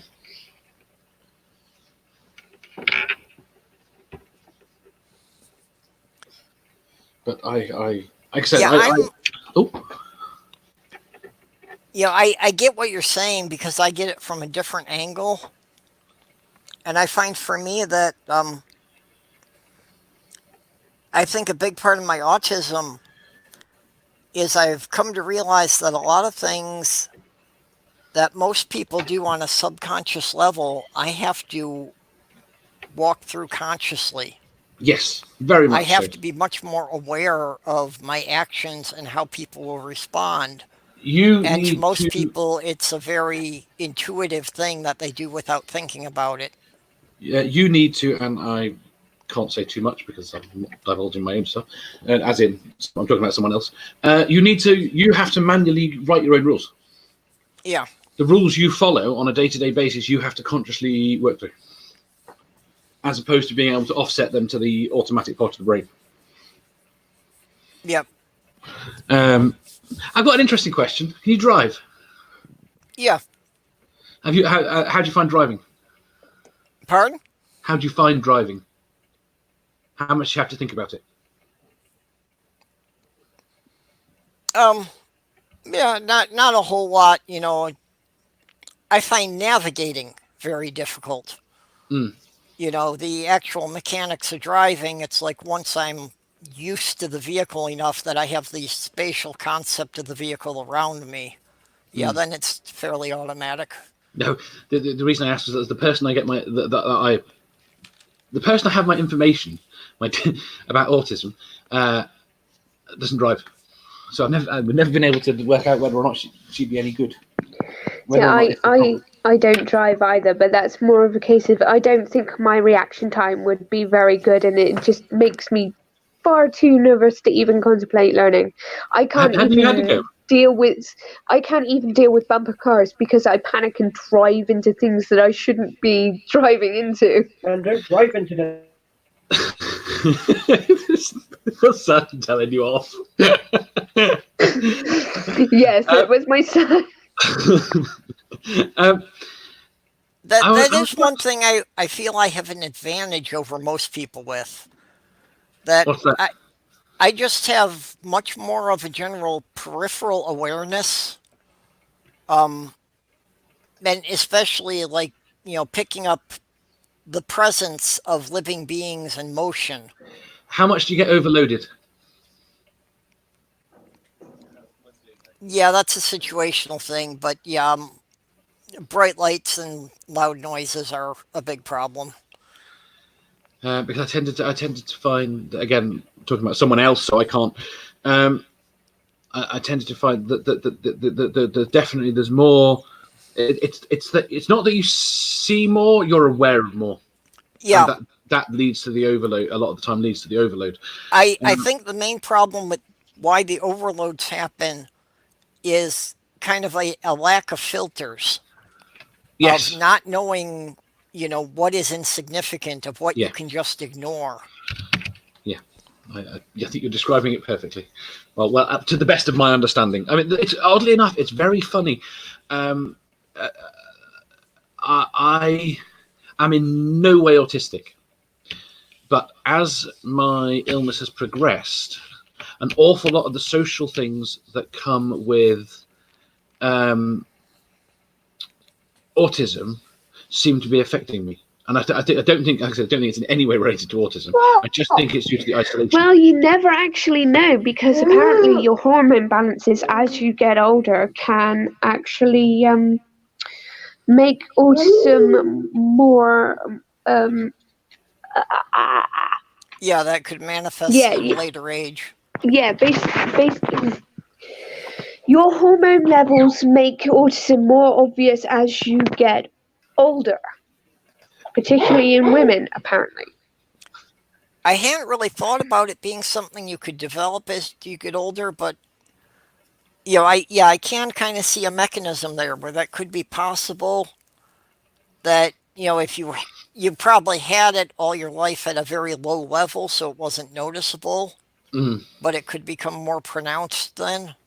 No, I'm almost certain that it's not with me, but I definitely agree that would be how it would manifest.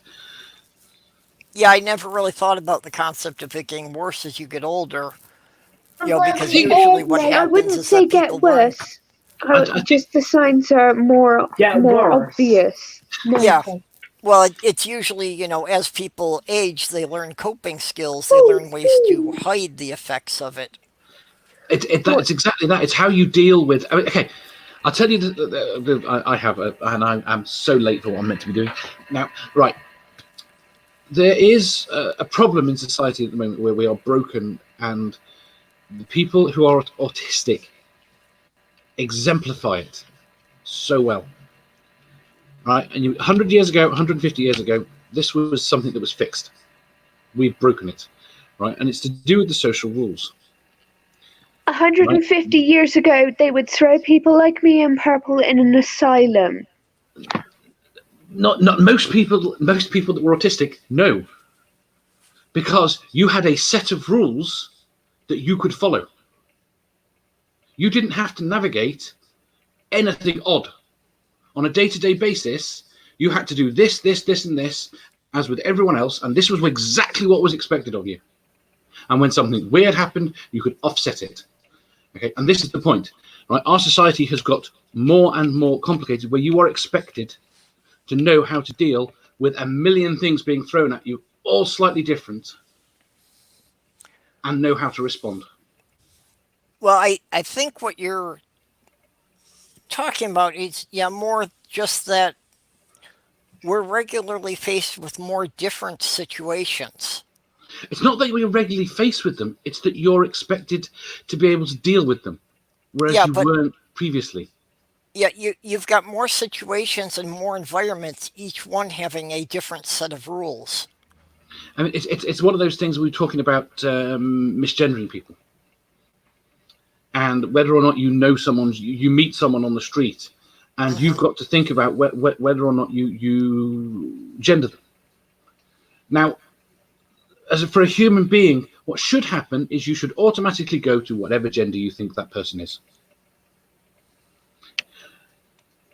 and they can correct you, and then you move on using that gender. Yeah. Totally fine. Okay, but the way it's gone now, it's got to the point where there is so much stress put on it that making that decision beforehand is now hugely stressful. What should Yep. be a simple decision is now hugely stressful. No, I agree, and it shouldn't be a big issue if somebody who doesn't know you misgenders you. Yeah. As long I mean, as if you apologies for using correct it. them, they go Uh, on with it. But I don't mean to use that as an example. Just, it's a hot button example, and I didn't. no, no, no, that's fine. I think it was a good example of the point. But it's the same. It's an awful. Oddly enough, it's come about, I think, with the advent of free market capitalism, because, and don't get me wrong, I'm not bashing capitalism in general. It's the fact that things are thrown at you in ways. Oh no, I'm doing a terrible job of explaining it, and I'm going to have to run away. I'm really sorry. I have to walk my dog at 8 o'clock, and I've got to get ready. Okay. Well, So I thanks will for leave you coming to in. it. No problem. I It's will. good to talk to Bye, you. Critical. Feel free to come in anytime. Thank you very much. Take care, everyone. Bye.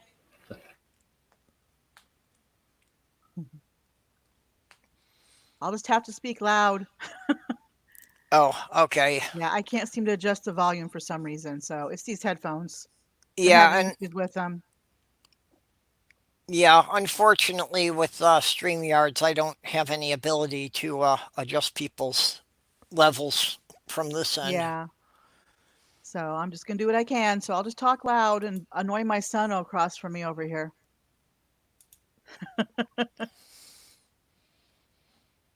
Oh my goodness.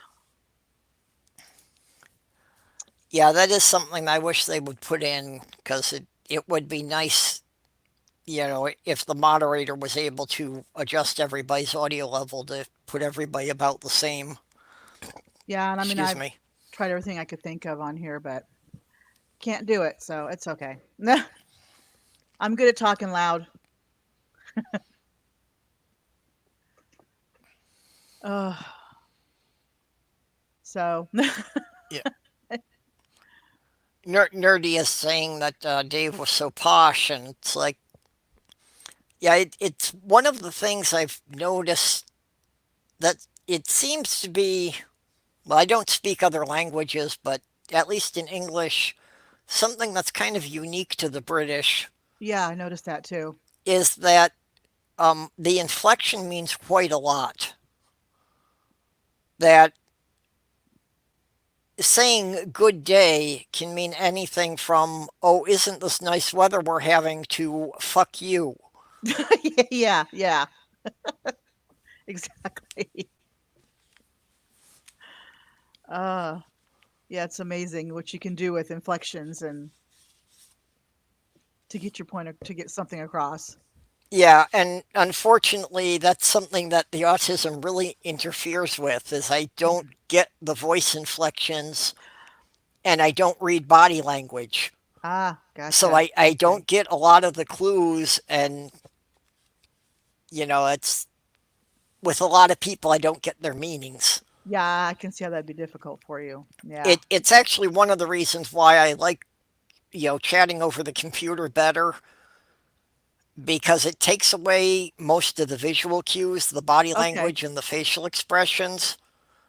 So it kind of brings other people down closer to my level. It gives me a more even playing field. Yeah. Do you get sarcasm though when people talk, or is it just like Sometimes, verbally? Okay. and actually, I very much like sarcastic humor.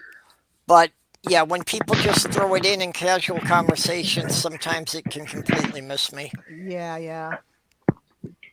People that are I call them sarcastic deficient, not people like you, but people that know what sarcasm is, but totally just like are too serious about it. Yeah, I call them sarcastic deficients because they know what sarcasm is. They just choose not to recognize it. So, yeah, and I'm afraid that sometimes people misread me that way. okay. Because to them it's so obvious that how could I have missed it? So, I must be intentionally ignoring it. Yeah. Yeah, I got one guy on Twitter. I actually called him. I think Logical Troglodyte was on there, and not. I'm sorry, it was Brainy Beaver was on there, and he put the wrong "your" in there, and this guy called him out on it, and he's like, "Oh, I'm so sorry." And I'm like, I made a little sarcastic remark with the wrong "your," and he's like, correcting me and says, "You're giving kids bad habits."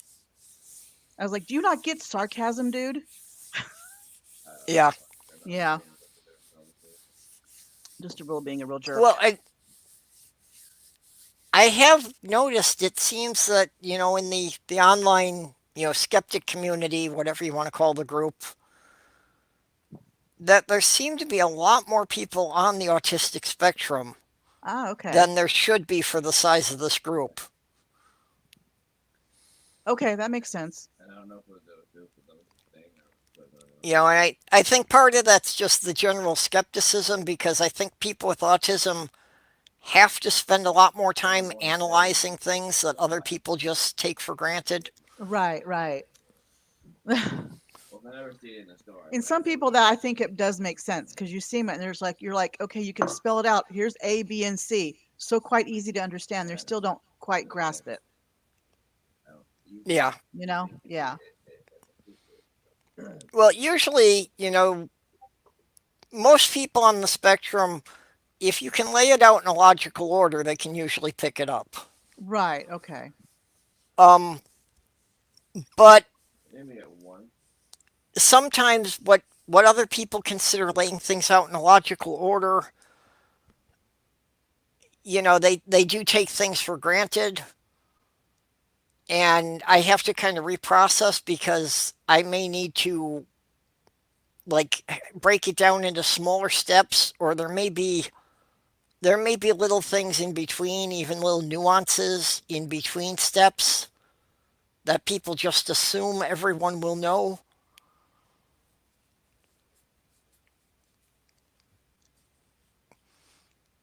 I Yeah. can't really come up with a good example off the top of my head, but Sorry, but I accidentally knocked myself off. I turned off by mistake. yeah. I'm trying to adjust some of the volumes here still, but my what you call it's noisy. My sound noises on my computer are noisy. Put those up.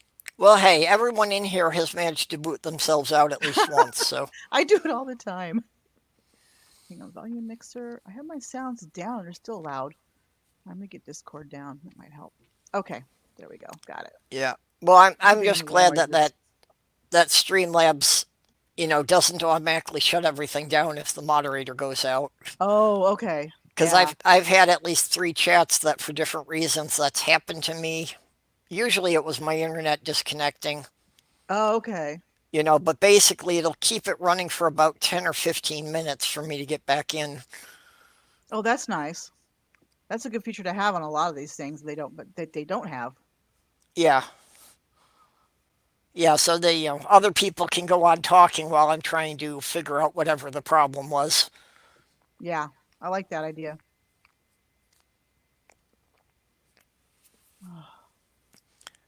But yeah. So, Yeah. oh my Oh, hi gosh. TV Tube. TV Tube is saying for me, I just worry about every possible incursion regarding what I say until I end up not saying anything. Yeah, yeah. And I think that's pretty common for a lot of people on the spectrum.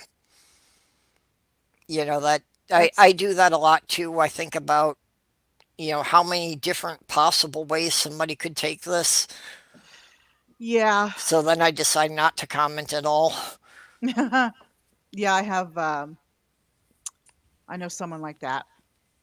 So, you'd rather just kind of be quiet and not say anything at all. Yeah, I get that. Yeah, well, No, it I also means I wind up being very slow to respond a lot of times because Okay. it's like I'm thinking about it and I'm about to say something or type something, and then I think about the wording and I think about they may not take that the way I'm intending it. Okay. So you basically self-censor kind of too. Yeah. Orla, you gonna say something? Oh, she muted again. yeah. You know how sometimes I'm like fairly normal, and sometimes I go completely mad. I Yeah, have I've to. noticed that on different days. Yeah, I have got to the point where I have to completely censor that, which can be quite difficult to accomplish. Which is one of the reasons why I started to just segregate myself, especially if I'm in a happy mood or I get hyper, because it gets to a point where you're getting the opinion that everyone thinks it's wrong for you to be in a good mood. Oh Yeah, yeah. Mm-hmm. I know what you mean because it's like when I get to be in a really good mood, I tend to make a lot of just kind of, oh shoot, I had the words a minute ago.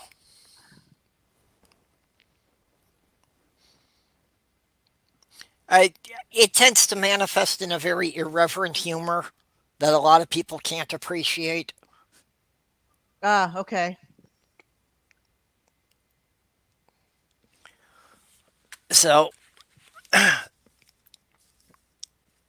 then it comes out that I get people feeling that I'm, being kind of callous about things, and it's like, no, it's just that at that point, I find it difficult to take anything seriously. Makes sense. But you can't walk around with a disclaimer all the time saying, by the way, by the way, by the way, Yeah. you know, it's no way to live. Well, and it's like, it's annoying because that's when I'm actually being completely relaxed and not worrying about things, not worrying about what I say all the time. And that's when I'm most likely to offend people, is Yeah. just when I'm actually feeling good. Yeah. And isn't that the way it always is? I know my husband deals with, I don't know if he has some form of autism or not, but he deals with, maybe it's the way he was brought up, but he deals with a lot of stuff with humor when I want him to be serious. Hmm. And especially when it comes to, the kids or something that really needs to have good, serious attention. And I do get frustrated with him, but, he'll say, "Hey, this is how I deal with it." I'm like, I know. And then we resolve it, but it's just, yeah, I can understand that. Yeah.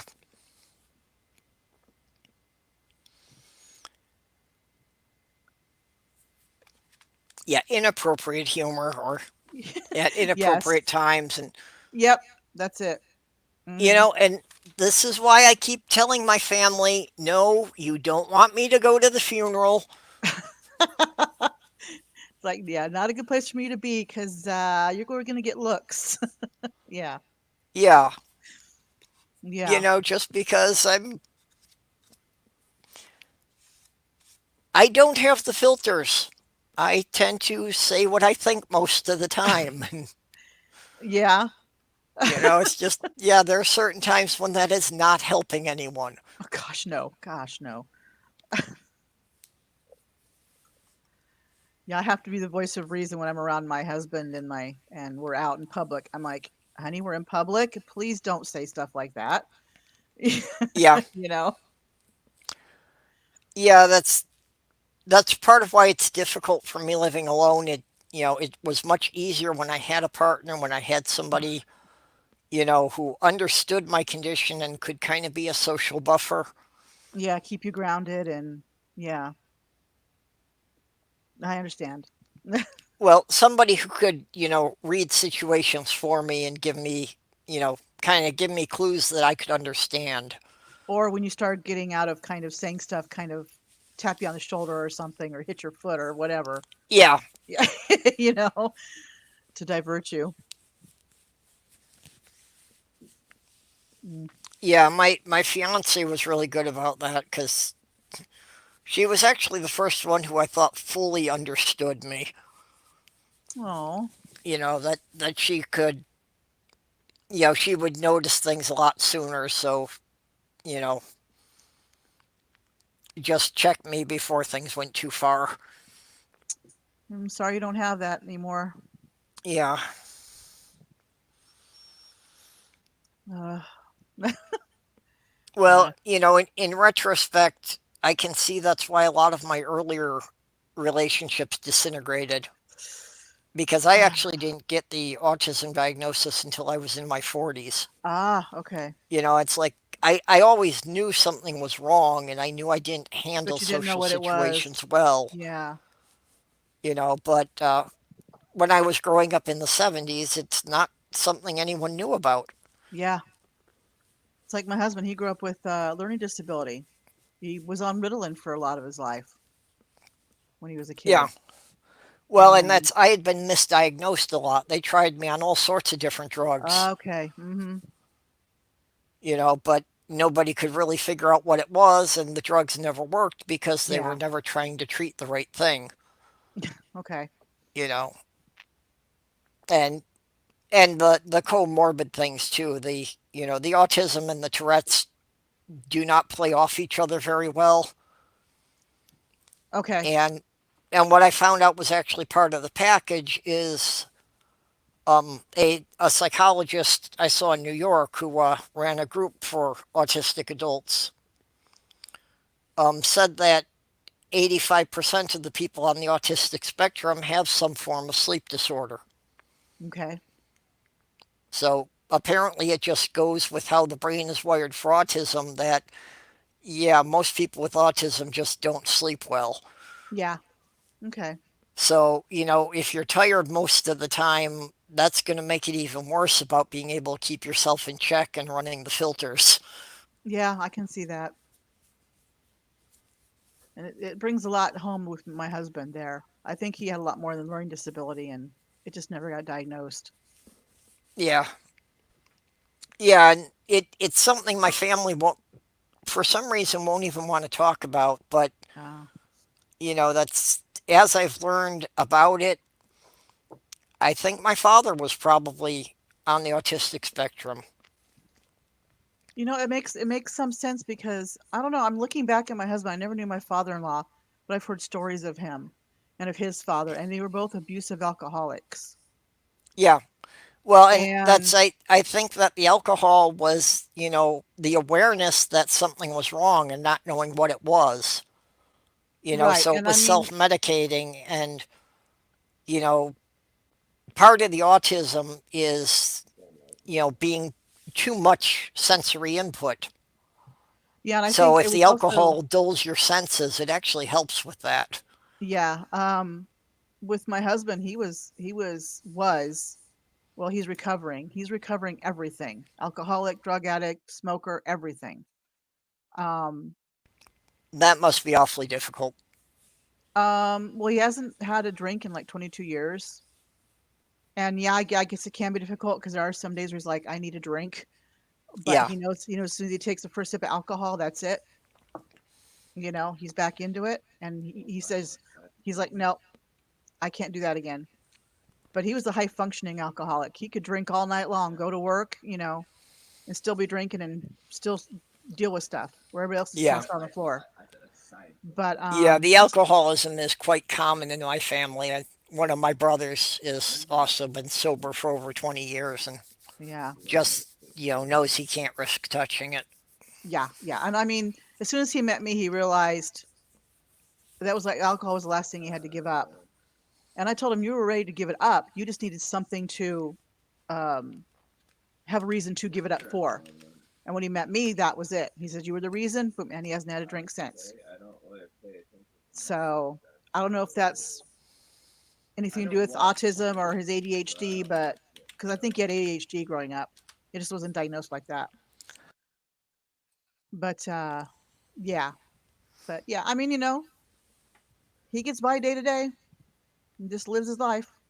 That's all he can do. Yeah. Yeah, you just, you have to play the hand you're dealt to find a Yep, way to deal with it. you got to cope. And I find what Orla was talking about, or critical, was it Orla, about the hormones as you get older? Yeah. It's not just the autism. I think like with me, I'm getting more anxiety as I've gotten older. Since I've you know gone through the change, I've gone through. I don't know. I'm getting more anxiety as Yeah, I well, I get can certainly depressed. see, where Yeah, it could affect a number of different conditions. yeah, yeah. I mean, hormones. If we didn't have hormones, we wouldn't be alive. So Yeah. Well, and I don't know for women how much of that, obviously the menopause is a major change in the hormone levels. and that affects a lot of stuff in your body. Yeah. Yeah, well, it's obvious there's a lot of physical changes, so I But wonder, I'm just how much yeah. that affects your brain. That's what I mean. A lot of it's more. A lot to me, it's more with me. It's more my brain because I noticed I get depressed more, and I'm getting like I say, when I get upset, I'm getting more like I can feel anxiety. I feel like I'm getting panic attacks. So I think that has a lot to do with it. Oh, Orla's back.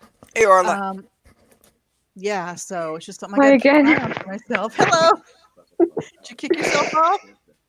No, my Oh, my internet has been shitty for over a week, oh Oh. wow. so I don't know if I'm doing it myself or if it's the internet, but mostly it's the internet. Blame the internet. That's what you got to do. Just blame the internet. Yeah, Well, where we live, it has a lot to do with the weather. If it's yeah, been the raining weather's real been hard bad. or the snow's been melting, water gets into the equipment and things get flaky. Yeah. Yeah, we used to get with the cable. We used to get if it was really windy, we'd lose cable. So I think that had a lot to do with it as well. But yeah, it's all weather related. So Yeah. blame the cable, blame the internet.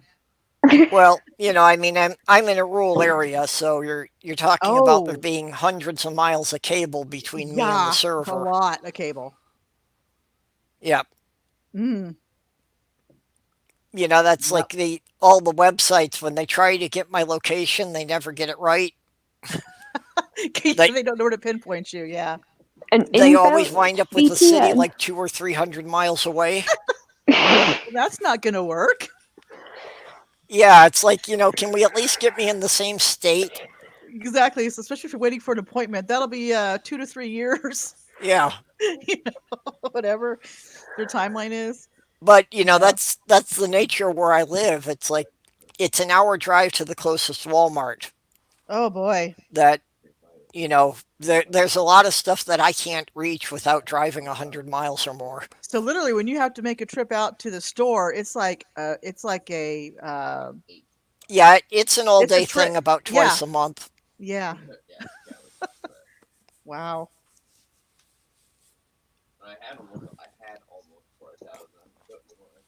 Yeah, that seems just a little bit excessive.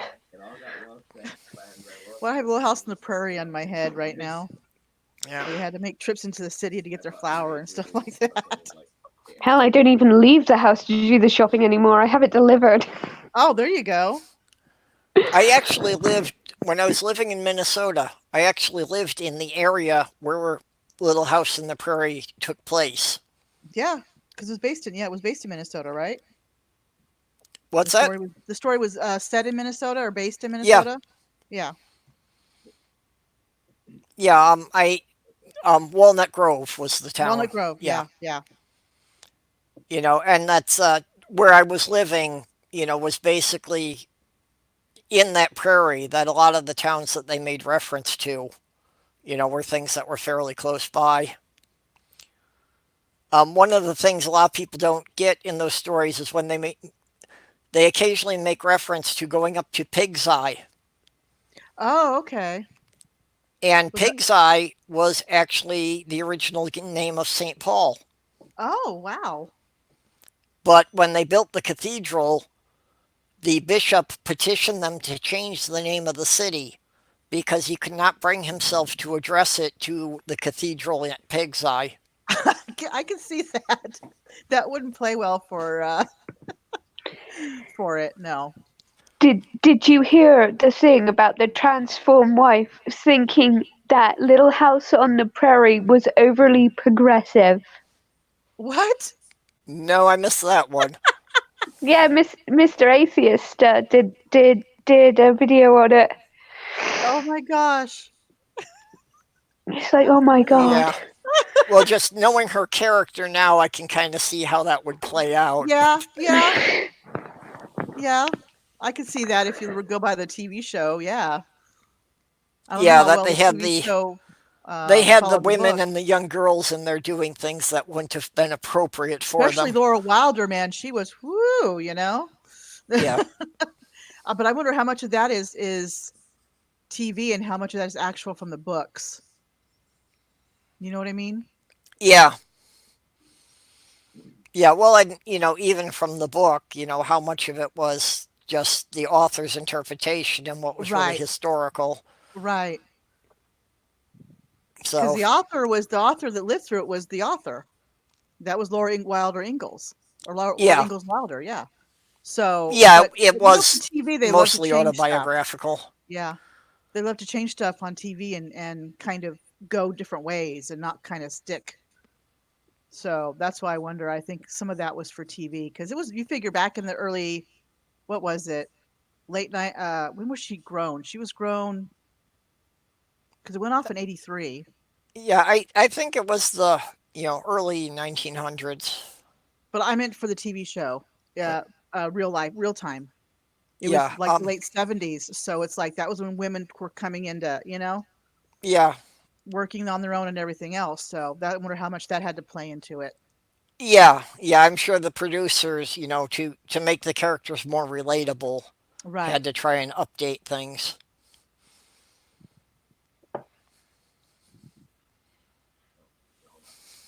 Because I mean, I was started in '74, and I was pretty much the same age as Melissa Gilbert. So at that time. I was like 9 when it started. So yeah, so I remember that time, just all that women wanted equal rights, which they still do now, but it was more so then. But yeah, interesting though.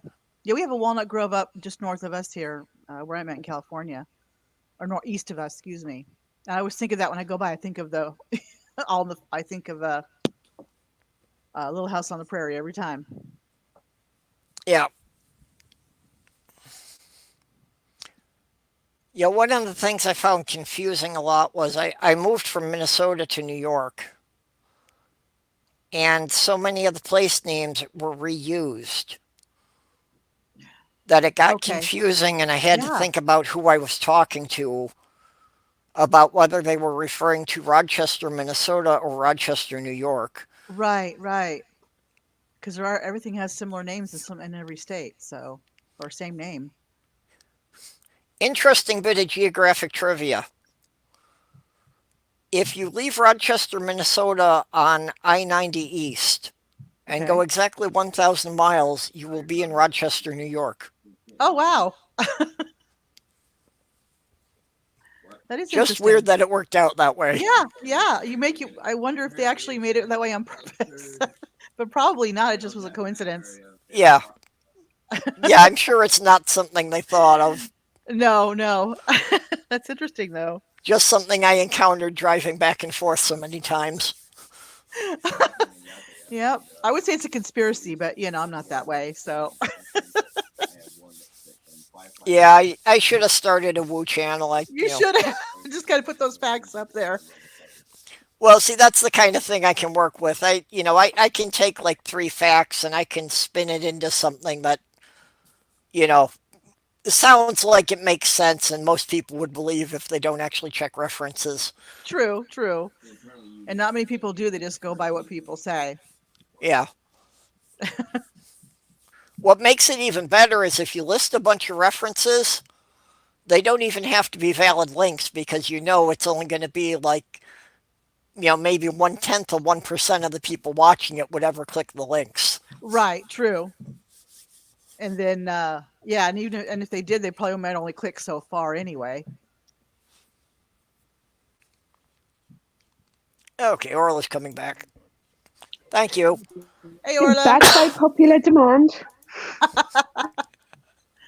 Oh my goodness. Oh gosh. Yeah, Hamilble's saying about Michigan reusing names with Massachusetts. And there's a lot of that. I mean, how often do you type a city name into Google and it'll list the city for 5 different states? Right, right. So It's it's like that. pretty hard to find a city name that hasn't been reused in at least 2 or 3 states. It's like that And joke on The Simpsons. Which Springfield are they in? Yeah. You know?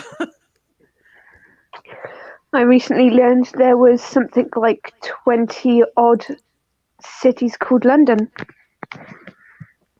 Oh Yeah. yeah. Again, in the U.S., I'm sure it's been used at least in 5 or 6 different states. Because there's a London, New York, and a London, Wisconsin.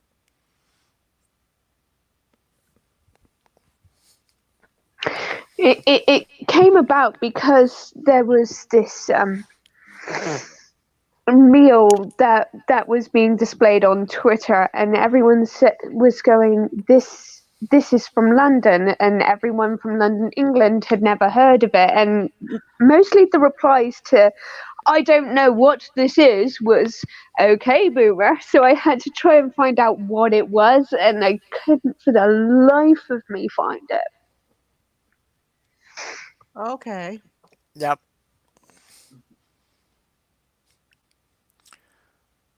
There was an interesting problem with reusing the names at one point. There were actually 2 Eagle River, Wisconsins. Oh Because, yeah. at before the internet, when messages, mail took a week or so to get places, both of them had incorporated in the same week. Oh wow. So by state law, they both validly had a claim to it, and it was a rather long, drawn out thing to decide who would get the right to keep the name and who had to rename their city. It's like here in California, there's two Brentwoods. There's one up near where I live, like an hour away.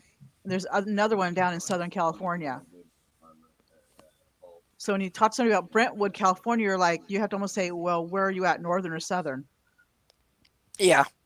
Well, and that's for a while they were calling them Eagle River East and Eagle River West, but nobody Okay. really liked that. So No.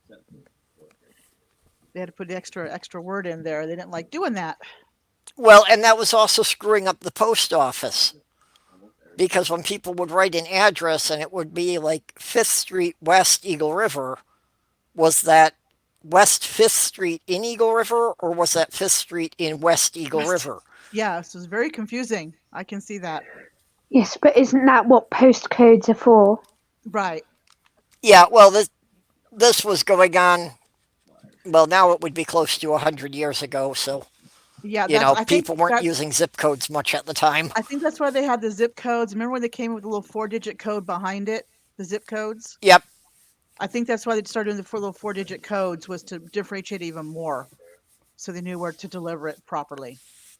Yeah, actually, the 4-digit code was something that the post office had always used. It just wasn't Right. public. Okay, yeah, Those 4 digits are the carrier route number.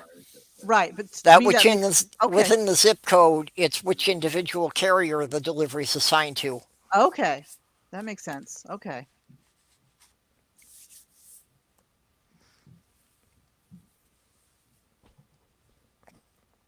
So yeah, that does break it down because basically it confines it to like within a square mile or so Right. within the zip code.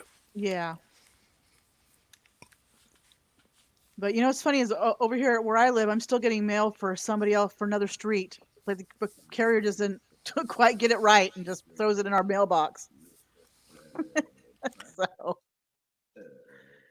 I think they get lazy. I don't know, but but it's interesting. Yeah. Well, the post office as an organization is fascinating.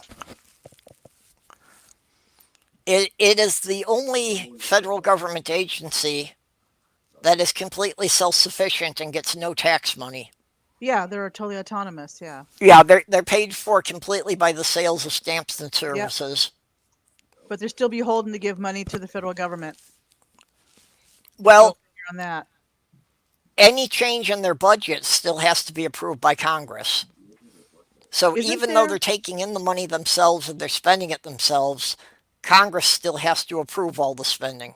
But I don't know if they still do it. But years ago, there was a controversy, or it was out in the news about them having to give like $5 million or something for pensions or something,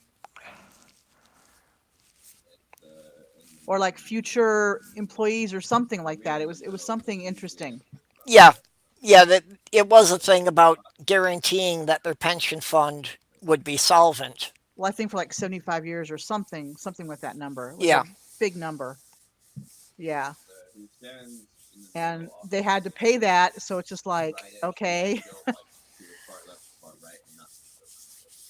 Yeah, well, and the internet age has been a lot of pluses and minuses for the post office. Unfortunately, what they're losing out on is because of email, people don't send letters much anymore. Right. Yeah. You know, and too. that was their bread and Yeah. butter was the stamps on letters. Yeah, and I know they every so often they bring them up. I think this last time they brought him up like, what was it, like 6 cents or something? Yeah, it It was was a like rather big jump this It year. was a big jump. Usually it's like 1 cent, but this was like a big jump this year. Yeah, So that tells you right there how much they're losing. More and yeah, more. because with the ordering things online, of course, there's a lot more packages, Yep. but there's a lot more competition for that with UPS and FedEx and so many other carriers. But they can't go away because there's things that people need to still have to mail. So Yeah, well, and businesses and especially a lot of legal documents right. they have to deliver a physical form that sending those over the computer isn't acceptable if they need to be signed and notarized. Exactly. Hey, Faye. Hey, Faye. Hi. Long time no talk. I know. What's going on? Where's Angie? She was in chat. I saw she's in chat, but she's not Oh, on here okay. yet. Yeah, I know she was running her granny thing at the same time, so Oh yeah, looks like she's done Oh, because she's in chat now. yeah. damn it. Okay. I didn't realize it's 2:30. I've been running 2.5 hours already. Oh yeah, I Whoops. know. I'm looking I at the time because I got a premiere in an hour and a half, so hour and 15 minutes. So I got to keep an eye Yeah, on the time. well, StreamYards is limiting how many hours a month I Oh, can do, yeah, so I heard about that. Yeah. yeah. So I've been trying to keep the streams down to about 2 hours each so I don't run out of Okay. time before the end of the month. Right. That makes sense. You get what, 20 hours or something like that? Yeah, That's it's it. 20 hours, which, it's going to be the kind of thing that it'll be a problem for me when we wind up with a month that has 5 Wednesdays. Oh, yeah. But yeah, we're trying to work on other solutions to that. Yeah, I can understand. Unfortunately, the solution that I may have to go with is I may actually have to scrap this account and start a new one because the problem seems to be that there's some setting messed up in my YouTube account that won't let me use an OBS software. Oh, okay. And I've had like 6 different people look at it, and they all, will play with it for a few hours, and they all wind up saying that I've never seen anything like that before. It's always something, isn't it? Yeah. So what's going on? We're just Oh, we've been wandering over a bunch of different topics. At the moment, we're talking about the post office. Postal service, yeah, post office. It started with postal codes and it kind of reverted to post office now. Yep. So it's an Is that a evolving. euphemism? No. Okay. We're talking about how different states have same names of cities and things, Mm-hmm. and how it's Yep. confusing, and it reverted to postal codes. Now we're back. Now we're to the post office. So just ever evolving conversation. Yep. Another thing that most people don't realize is that the post office actually falls under the authority of the military. Oh, I never knew that. Wow. Well, because the post office grew from the Pony Express Riders, Oh, which okay. was a division of the U.S. Cavalry. Okay, got it. Now that makes sense. Yeah, so actually the post office is an offshoot of the Army. Ah, okay. That's fascinating. Wow. Yeah, and just, the way our government is, once something's structured, no matter how archaic it becomes, it's never taken off the books. No. So technically, the Pentagon still has authority over the post office. Let's hope they never use it.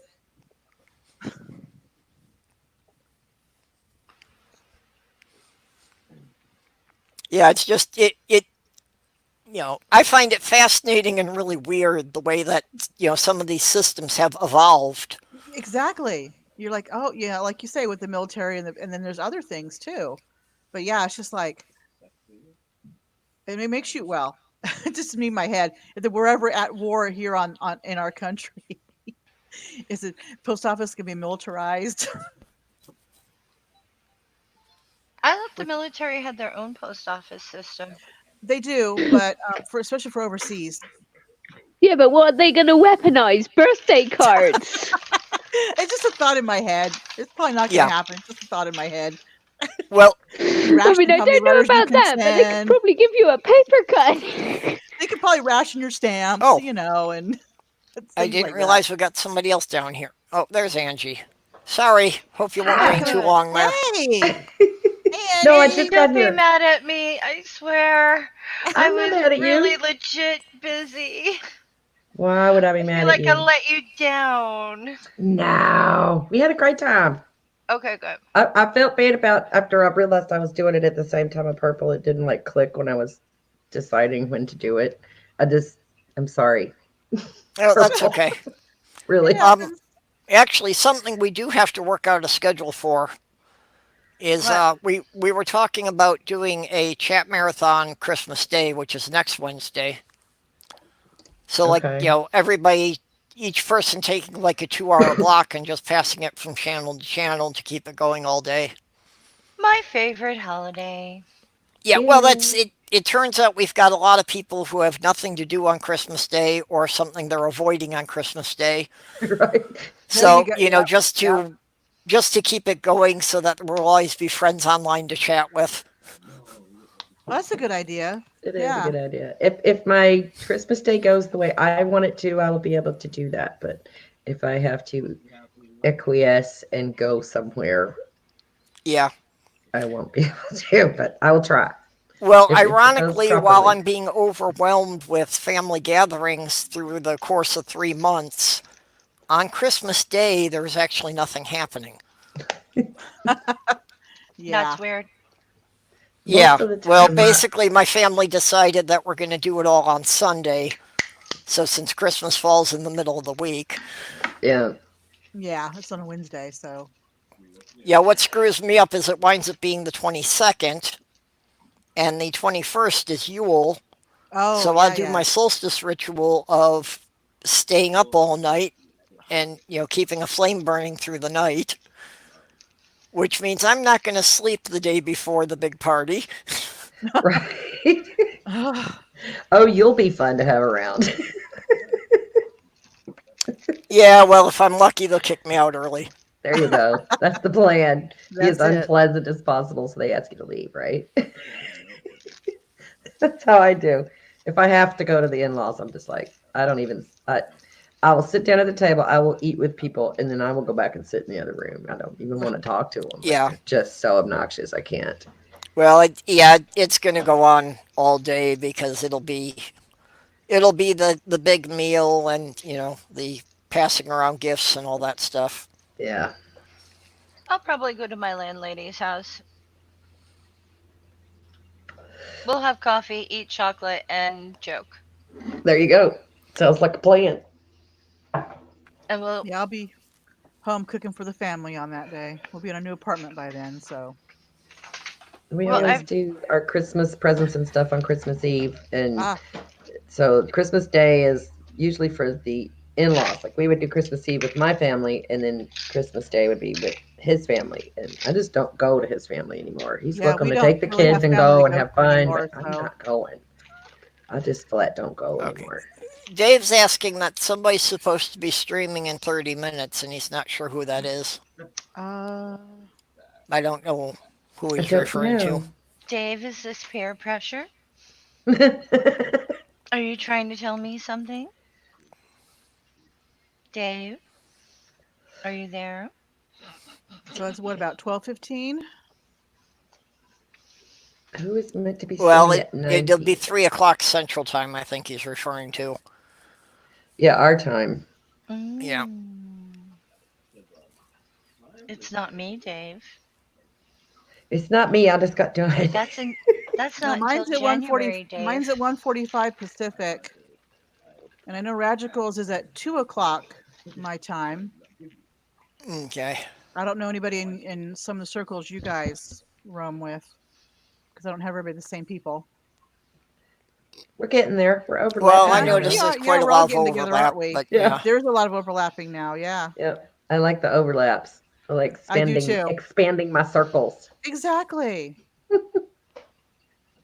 Oh, FTFE has one at 2 o'clock Pacific as well. Yeah, there's a few on here. yeah, that's a feature that I wish YouTube would add. Is something that you could go to that it would show you a scheduling of the live events of all the people Yeah, you because subscribe to. Yeah, when I like a schedule TV my guide. premieres, I'll go through my subscriptions and make sure nobody else is premiering. Yeah. and then schedule it. And like me and that Roger will overlap, which he may hold it off until I get done. I don't know. Yeah, well, But, that and just so I could plan ahead for when people are going to right. be on, Yeah. because YouTube so sucks with the notifications. That yeah, you're right. I think they should have like a premiere tab where all the premieres get put on right there, and you can go and check them Yeah, out. yeah, that I you could hate just this. click and see all the premieres and live Yeah, streams that are going to happen for the exactly. rest of that day. Right, but I hate to say this, and I mean this with love. I really, really do. But there's too many of us to cooperate with time. That's true. And a Oh yeah, lot of people will watch, even if they decide to watch somebody else. If they love you, they'll watch you after it's live. Yeah. True. You Yeah. oh know? yeah. Yeah. No, yeah, I That's what have I to tell do that a people. lot. I can't catch everybody. That's what I tell Right, Yeah. people. Hey, it'll be on afterwards. If you can't make it, you can't make it. Not a big deal. Yeah. right. I'm not Like, doing a live stream. It's a premiere. The video is going to be up. You know. Yeah. I wouldn't worry so much about overlap. And poor Angie is the only one on camera. She's like Oh, the hi, only Pirate Kitty. Brady Buncher who showed There up. we Look at go. Oh, her. there she goes. There she I was already goes. dressed up for my granny show, so why not? I got You look makeup great. on and everything. You look great. I'm not But Only thing presentable, missing is so the all, no all I camera. all I can say is don't worry about overlapping with someone. It's not personal. No, Mm-mm. no. Yeah. It's Just not. do what you can to Yeah. support each other, like either art or shout outs Well, or who's typing? Angry Dave typing. Oh, You well, look like a that babushka, that was Angie. the whole reason I started doing that stream midnight on Thursdays, because at the time I was doing it, there were so many people live streaming. That was the only time slot I could find that I wasn't overlapping somebody. well, stop being so damn polite. Oh, Pirate Kitty, I'm sorry. Well, And it's like not everyone's gonna hit one out of the park, though. Purple. I mean, yeah, sometimes no, people are talking about things that are making people uncomfortable. Maybe they'll want to take a break. Sometimes yeah, someone wants something light and fluffy. So don't worry about that so much. no, And in case you hadn't noticed, we share audiences. Like there were people in yeah, my chat and yours all at the same time. You were I both just getting. wish people They're loved good at me that. as much. I Trying don't to think listen people to both listen. of you at the same time. Now that was a challenge. Yeah. Really? yeah. See, I can't do that. I can't have two live streams running at the same time. Now, Faye, if you start putting out some more content, all the love will be there. We've just all waiting. We've all been waiting for you. She's No gonna one cut has out stopped there. loving you. She's going to cut out there. Faye, if you start putting out. Oh, Ah, I see how it is. Gotta okay, put Pirate the Kitty. I hope content. you do all right. I hope you make it. Yes, I'm sorry, Pirate Kitty. I'm feeling you, girlfriend, right here. Yeah. Right here. Been there, done that. Go. Yeah. Oh, Pirate Kitty. Shit. Yeah. This is not the time to tell you to go watch my favorite program. But if you But need support, we have ears. Yes. I may not know what to Yes. say, but we can listen. Yep. Okay? yep. I got two.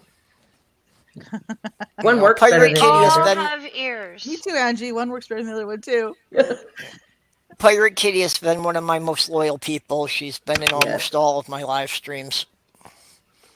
I know Pirate this is Kitty a was- little too late, but seriously, anyone who has, I don't know, mortality needs to go watch Ask a Mortician by Caitlin Doty.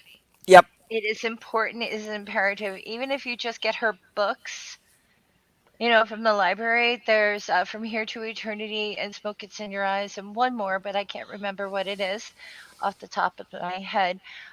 Very important information, helps you keep from getting ripped off from Yes. funeral homes. Oh, yeah.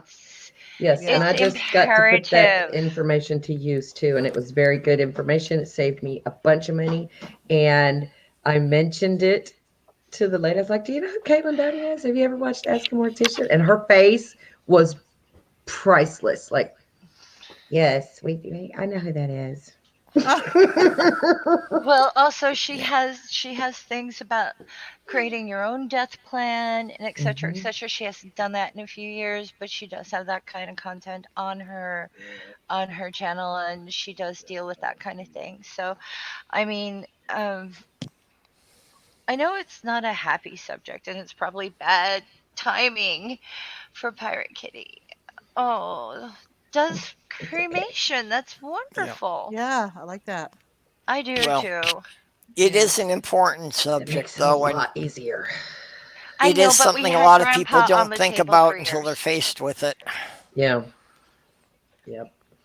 You We don't had ever. Grandpa on the table for years because he chose to cremate. So Okay. Yeah. Yeah. he was there at every family party. Yeah. Probably It have gets to go creepy with after a while. cremation just because of the options they'll allow these days. But, Yeah. you know, I, I have to tell you this little bit of a story. It is so my father made me promise pretty much every day of my life to not make a big fuss over his funeral. Absolutely no preachers, no no craziness. They're not going to get to look at my dead body if they didn't see me when I was alive. They don't get to see me when I'm dead. And he said 100 times, just put me in a cardboard box and bury me in the backyard. And he was not really kidding. Like he was not Ah. really kidding. If Yeah. that could have no. been an option, that would have been the perfect thing Yep. for him. Yeah. But Yeah. as we're sitting there and they're showing us the caskets and in the catalog and this, that, and the other. And first she shows us like, well, show me your least expensive wooden casket. Cause I'm thinking, wooden box. No, that one was really expensive. And so, well, here's our metal. And I was like, well, what's the cheapest casket you have? Like, what is the least expensive box you got? And she showed us this little, it's like covered in blue cloth and it was pretty looking. And she goes, well, but it's basically just a glorified cardboard box. And my sister and I high-fived each other at that moment. Yeah. Yes! Oh, yes, please. We want that one. That's as close as we can get to doing what Dad wanted us to do. And so it, saved us a bunch of money. But at the same time, you don't have to do all the stuff they said. We didn't do the embalming. We didn't do, they tried to charge us for the hearse. No, the hearse is not going anywhere but around the corner to the cemetery, which is right here. You don't have to charge us for that. It was like $400 something. And so, yeah, be wise before you go in, Kitty. Do, because Yeah. they will try to add everything. Well, And like what you're saying about the cardboard box, that's, what I've said all my life. I just want, a basic pine box yeah, and put a pine cone on top of it so that the box and me just decompose and the tree roots will reach down and be nourished. Right. And, Right. in every practical sense, I will become a tree. Yeah. that's cool. I would like I forget which Japanese empress it was, but she just wanted to be thrown in the streets, and they did. Interesting. Yeah. And the Yeah. animals pulled her apart, and they documented what she was like every day until she was gone. Wow. I But watched yeah, when Joan Rivers passed away, her daughter, I guess, they did this show together. It was a reality show, and then Mhm. Joan Rivers yeah, passed away. fashion thing too. Yeah, but it was a kind of daily life where Joan went to live with her daughter or whatever, and then Joan passed Yeah. away, and Joan's like, "Well, I want to be scattered here, here, here, and here." So Melissa put some ashes in her pocket in a baggie, and as she got to like the sidewalk where the thing was, she like just kind of covertly sprinkle, walk away, Mhm. because if she got caught, it would have been a ticket or whatever, Right. So That's Yeah. cool. that always comes to my brain where she's walking around just kind of covertly scattering a handful of ashes here and there. You gotta watch Ask a Mortician's Disney thing then. Oh yeah, Yeah. there's lots of dead people Mhm. at Disney. I'm not surprised. Yeah, you gotta I you am gotta not watch about surprised. the scattering of ashes in Disney. But what you Well, have when to my think sister's of, husband died a couple of years ago, they cremated him and they actually buried him in his tackle box. Oh, that's nice. That's That is cool. nice, actually. That's really cool. so what you have to think of though is that your funeral isn't about you; it's about the people who are Yeah. seeing you off. Right. Right. It's like you might be surprised how many people come, because when my sister died in April, her funeral was absolutely packed. There was over 200 people who came to see her off. Oh wow. Yeah, it was a bit much. Yeah, Pirate Kitty. I have heard about that of them planting the ashes with a Yeah, tree so have I. seed. Yeah, they Yeah, the compress bio it. urn. Yeah. It's cool. Yeah, yeah, and it's basically it's a question of what's legal in the state you die in, or Right. Hmm. Yep. Well, they are planning human remains in old forests hmm in order to keep them from being able to mow over the forest to put in developments and things. Oh. So Oh, okay. old world growth forests are kind of rare, especially in the United States. We have very few left, Yeah. Yep. and a lot of people are actually using their death to benefit the fact that it is now like a grave site type thing, and don't don't rip down this tree, Yeah. don't disrespect this property, Yeah. leave it alone. And I think that's a very noble thing. I Yeah. I know my Definitely. grandfather would have been all for that if that had been an option. I mean, you don't become a tree, you protect The Yep. ones that are there. the Yeah. ones that are already here, and you prevent, you're basically maintaining habitat. Yeah. Yep. That's a good idea too. That's very cool. I want to go to the body farm and let them investigate my decomposition and solve murders and stuff. I wish I could request on what they do to your body, though. I don't know. I don't think you Um, can. They pretty much put it in whatever space is available. Whatever they and- need it If we for. throw you Yeah. over the fence of the body farm, will they just leave you there? No, actually, they're a little bit picky about who they will take because they don't want someone, riddled with some kind of communicable disease And I or think something they only like I can that. see why so not. long, don't they, Angie? And then they give you they give the remains back to the family after a while, or That I'm not depends sure on what about. they do. I think it depends on what they use it for, I guess, huh? I don't I think think they give so. you back. I don't know that they could because the whole point is for scavengers to True. scavenge it. Well, I know my Yeah. mother before she passed wanted her body donated to science Mhm. because she had a angioma from birth, and she thought maybe they could, in her brain that they could learn something from. Yeah. And after about 6 months, they gave her remains back, and she was cremated and buried with her father. Oh, neat. Yeah, Okay. not So everybody that you donate to science, gets they back. may Yeah. not want Yeah. you. Yeah. yeah. True. Yeah, I that's can see kind of where my they might do that in secondary research option. things, but yeah. Yeah. I think they probably took her brain and do what they need to do with it, and yeah. Yeah. But But, Well, and my that's other I'm option all if the for body that. It's on a farm doesn't pedestal. want me. I'm an organ donor. If there's any usable parts left, go ahead. yeah, Yeah. If there's anything they can do for research that could help somebody in the future, use it. Yep. Yep. Because I'm I not going to told need my it when I'm sister gone. to hang me upside down, drain me like a deer, and use me as a dried out husk type of decoration for holding flowers. oh my Mummified god. Faye. Oh Desiccated. god. Oh, and Yeah, hang me over the desiccated. dining table. Oh gosh. Okay. Sorry. I'm approaching That's 3 hours here, so I kind of need Oh to my shut goodness. this down to conserve Okay. my time here. Jack Sorry. Lord. No, that's That's okay. It's just you and Angie came in, when Late. I was really Yeah. over the time, and I didn't want to close you out right I when you wasn't came sure in. if I just Aw. crossed a line though. So No, Thank you, no, it's Purple. nothing to do with anything you said. okay, cool. It Yeah, is like what 2:53. So yeah. yeah. Yeah. It's Time it's wise. going to be 3 o'clock in a few minutes here. Yeah, and I had to So, rescue my pen from my car.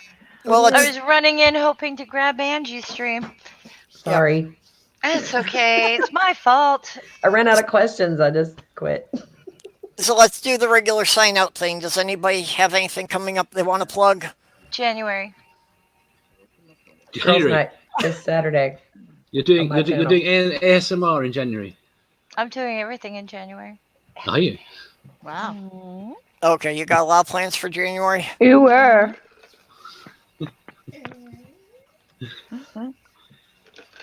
Just Well, I have a- January.